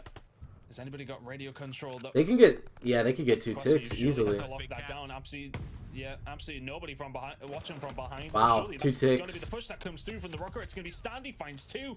They just got to cap A now, and then 2 players alive here from Breach. They might get this tick. It's gonna be attached. He's gonna have to make a big They're... play there. Oh my gosh! I thought they were about to get B right there. I was like, that should have been halted like a long time ago. Within touching distance of it, an attached flies through. 3 kills for him there. And that could be the difference on this attack ground. That's all it might be, is that one play out of attach, stopping Boston getting B. Oh my word, Wow. Standy, how's he even had time to switch to the pistol? It's always faster than reloading. Oh yeah, well it is. Oh, 4 dead there as well momentarily. Capsidel moving forward. We just have to be careful here. They had hell of an advantage. Oh, and man. Still only need that 1 tick over towards B. But because of how it kind of went down, they've been forced back a little bit of a staggered push over. Yeah, now they're just playing slow at A. Oh no. If you're the Breach, you take your time here, although can you? 20 seconds to go. This is going to go down already. There's another big play coming out of this one. It's Major Maniac who takes it. There we go. And realistically, as we're off to the Send races, players B. jump this point to stop it. Spawn at A. Who's close? Alright, there we go. They're back in this game. You know what? He's done enough work here. He's done enough work just to put a stop on the timer so the rest of the team can make the push over towards A. Nice. Makes Breach's lives that little bit easier. That time is surely going to extend. I don't know what team it was, but they kept trying to break A. Oh wait, it's because they had B capped. So they got spawn trapped at A like it was nothing. I forgot. All right. With that little bit of life. All they have to do is minute, just win turn trades by and capping just A have 2 eventually. people alive, and they should get the dub. Going to be looking for a break, and bearing in mind it's 1 tick onto B here. The Rokkr must not bend. They must not allow them to get any significant presence towards this site. They've already lost a player here, Boston. They may well just How'd wait. TJ die? Like, why did he die? What did he do? Because they don't really have time to all die and then all get back up again. Yeah, So exactly. Like, you gotta... On TJ, finding his way back. Rabbercap still trying to break his way through the back. It's traded kills, which kind of just works out for the Breach. They only still need 1 little tick on towards it. The kill's going to start coming in. Priest will find a huge one, though. TJ left all alone. 20 seconds to go. TJ looking for a touch. He's been influential so far. On the cusp of dropping a 40 already in this series. Ooh, Stanley got the 2-piece he needed. Let's get him. And Yikes. yikes. Huge for him. I think he's going to be flanked here, unfortunately. Oh, He's yeah. going to go down. Who's going to jump into the time? It's Nero. Nero's managed to get it. That's big. He's pausing it for him. It's a 4 versus 4. Here come Boston, streaming across the map desperately. Dude, just hop in and stack with him. Oh, Capsule with the flank. From behind. Nice. Wow, GG's. 3 and somehow Wow. Boston win the attack. 3-0. Dominate all the way through. And they will take this Unfortunately, I have to get off literally in 30 minutes. So I'm gonna get off, get some dinner, and then if I do get on later, sure, I'm down, but I really doubt it. I'm running a lot of errands today. Game from their point of view, their control has really not been their strong point, but they look the better team there across the board. Great game out of the Boston Breach, a 3-0. What a as game! Well. Very good performance. They'd be happy with that for the Rokkr. It's back to the drawing board once again. TJ Halley, by the way. Good lord. 40 and 26. The difference maker over and over again. 30 non-traded kills. Outrageous. Outrageous. It's an unbelievable scoreline. And it's completely opposite to what I thought was going to be the influential moments for the Boston Breach. I honestly thought that it was going to come down to the SMGs. But the AR's dominant for the Boston Breach. You see Methods. I'd be very interested in all Methods' overall KD in this match, because at 22 and 16 on top of the 13 deaths over the previous 2 maps that he had. He's only died 30. Crazy. Died 30 times total in 3 All right, wow. It's a bit all right. to KD. You would like to think, but what a game. So Paris could have beat the Ravens today. They just, need more practice, need to learn how to, clutch up. And then we saw OpTic obviously just be dominant with their teamwork. They just win because they should, they deserve it. They work hard for it. And Seattle Surge, they obviously won before, and they just need to wake up a little bit and play smarter and just stop doing those little mistakes. Finally, Rokkr Breach. I mean, Rokkr, they changed the role between Attach and Priesta. That you could just tell that there's just a lack of teamwork, a lack of trades, but there's always like 2 people pushed up and the other 2 people are waiting back and playing slow, and it's just like not really coordinated for full-on 4-man collapses and pushes. Breach, dude, Capsule was insane. Nero insane, TJ's insane, and like this roster, it like literally. They feel like Batman villains. Like, they're just sick, and they're just always going to be there, and eventually one of them's going to do something big and crazy, like win the CDL, like, major. So, Breach, they're just going to keep doing better. So, that was fun. That was fun to live stream that. That's one that extends your lead away. All right. From the Minnesota Rokkr, kind of pushes them up into the territory of Thieves and Cohen, and that's kind of the next step for a team like Boston Breach. I think I kind of put them in the same category as see how Twitter's doing, see what's happening. 2 teams who have that ceiling that has not quite been reached yet. We know that they can keep going. They are improving every single week. Ooh, Barry's back finally, 3rd season. People like Thieves, and they're kind of the next team that you're going to be looking at. Then you're going to be looking at like teams like London, FaZe, OpTic. These are all the squads that you got to look at if you're the Boston Breach that you want to go on to beat. You want to go on to give good series to. Minnesota Rokkr were a team that they would have expected to go in and have a good game with, but a 3-0 win is a statement. It certainly is a Boston Breach beating. Let's have a look, though, and see what the Des thinks of that game, because at the moment, Boston look great. Dude, that was an incredible series. And, you know, I'm looking at the maps. Yeah, I'm about to leave soon, MP, right now. I'm just gonna like let this play in the background, and right now I'm just gonna check out Twitter and stuff. But yeah, pretty much you could head out. I'll say my goodbyes right now. Thanks for stopping by, MP. It was, you know, fun that you got to, you know, stick around and watch the game with me. I was just chilling, got to, you know, point out some things. That was fun. You guys hear me? I'm making sure. I can hear you. You got an interview right here. Tony, but I gotta ask you, Map 1 Berlin, you put on an absolute show for all of us. What was? Yeah, thanks for stopping by, man. Same with you, Playmaking. Thanks for stopping by. And you didn't even get hyped. Like, I'm expecting you to get hyped there. So what was going on in your head there? No, I'm not feeling very well today. I'm on my Jordan flu game gimmick, so. First map, just a clinic. I mean, I heard you say a second ago that was Rokkr's best map, but I don't think anybody really matches us very well in Berlin. That's probably our strongest map. So, good win from the boys. What are you laughing at, dude? What am I? Get out of the room, dude. Okay, well, what I want to talk about actually happens to be Cap. He seems to be, every time we see him, his in-game decision-making just continues to get better as a younger player. And I wanted to know if you and the team on Boston Breach had any part to play in that. Yeah, I mean, I would say our coaching staff helps. Hey, thanks so much, MP. I hope you enjoy your night as well. If I don't talk to you this weekend, I hope you have a great weekend, man. Right there in the running for rookie. It's Friday, trying to relax. Come out pretty tired. Especially given that we were a last-minute team and the 12th spot, and everybody sort of expected. Have a good one, man. Thank you. Thank you so much. Mediocre, subpar team. I think they've definitely made waves and improving themselves. So proud of them so far. Proud of Tej as well. I think all of us just have a chip on our shoulder and looking to hopefully win some tournaments. Oh yeah, man. Keep that chip because you guys are playing great. I want to ask you a little bit about control. It's been the struggle point for you guys throughout the entire season. And right there, I mean, you guys look phenomenal. Was there a specific thing you guys changed, or what was it? Because TJ was going crazy. Yeah, Tej was frying. I mean, we've been in the lab trying to figure out control. All right, so I would say as a new team, yeah, I know. Surprisingly, I actually won control. Shows that they worked on it. Yeah. But all right, thank you to the rest of the stream. Thank you for anyone who stops by and watches this. If you just catch the ending right now, if you just leave a comment with any questions you have, I'd be more than happy to reply to them. Other than that, thank you everyone, and I hope you all have a great night.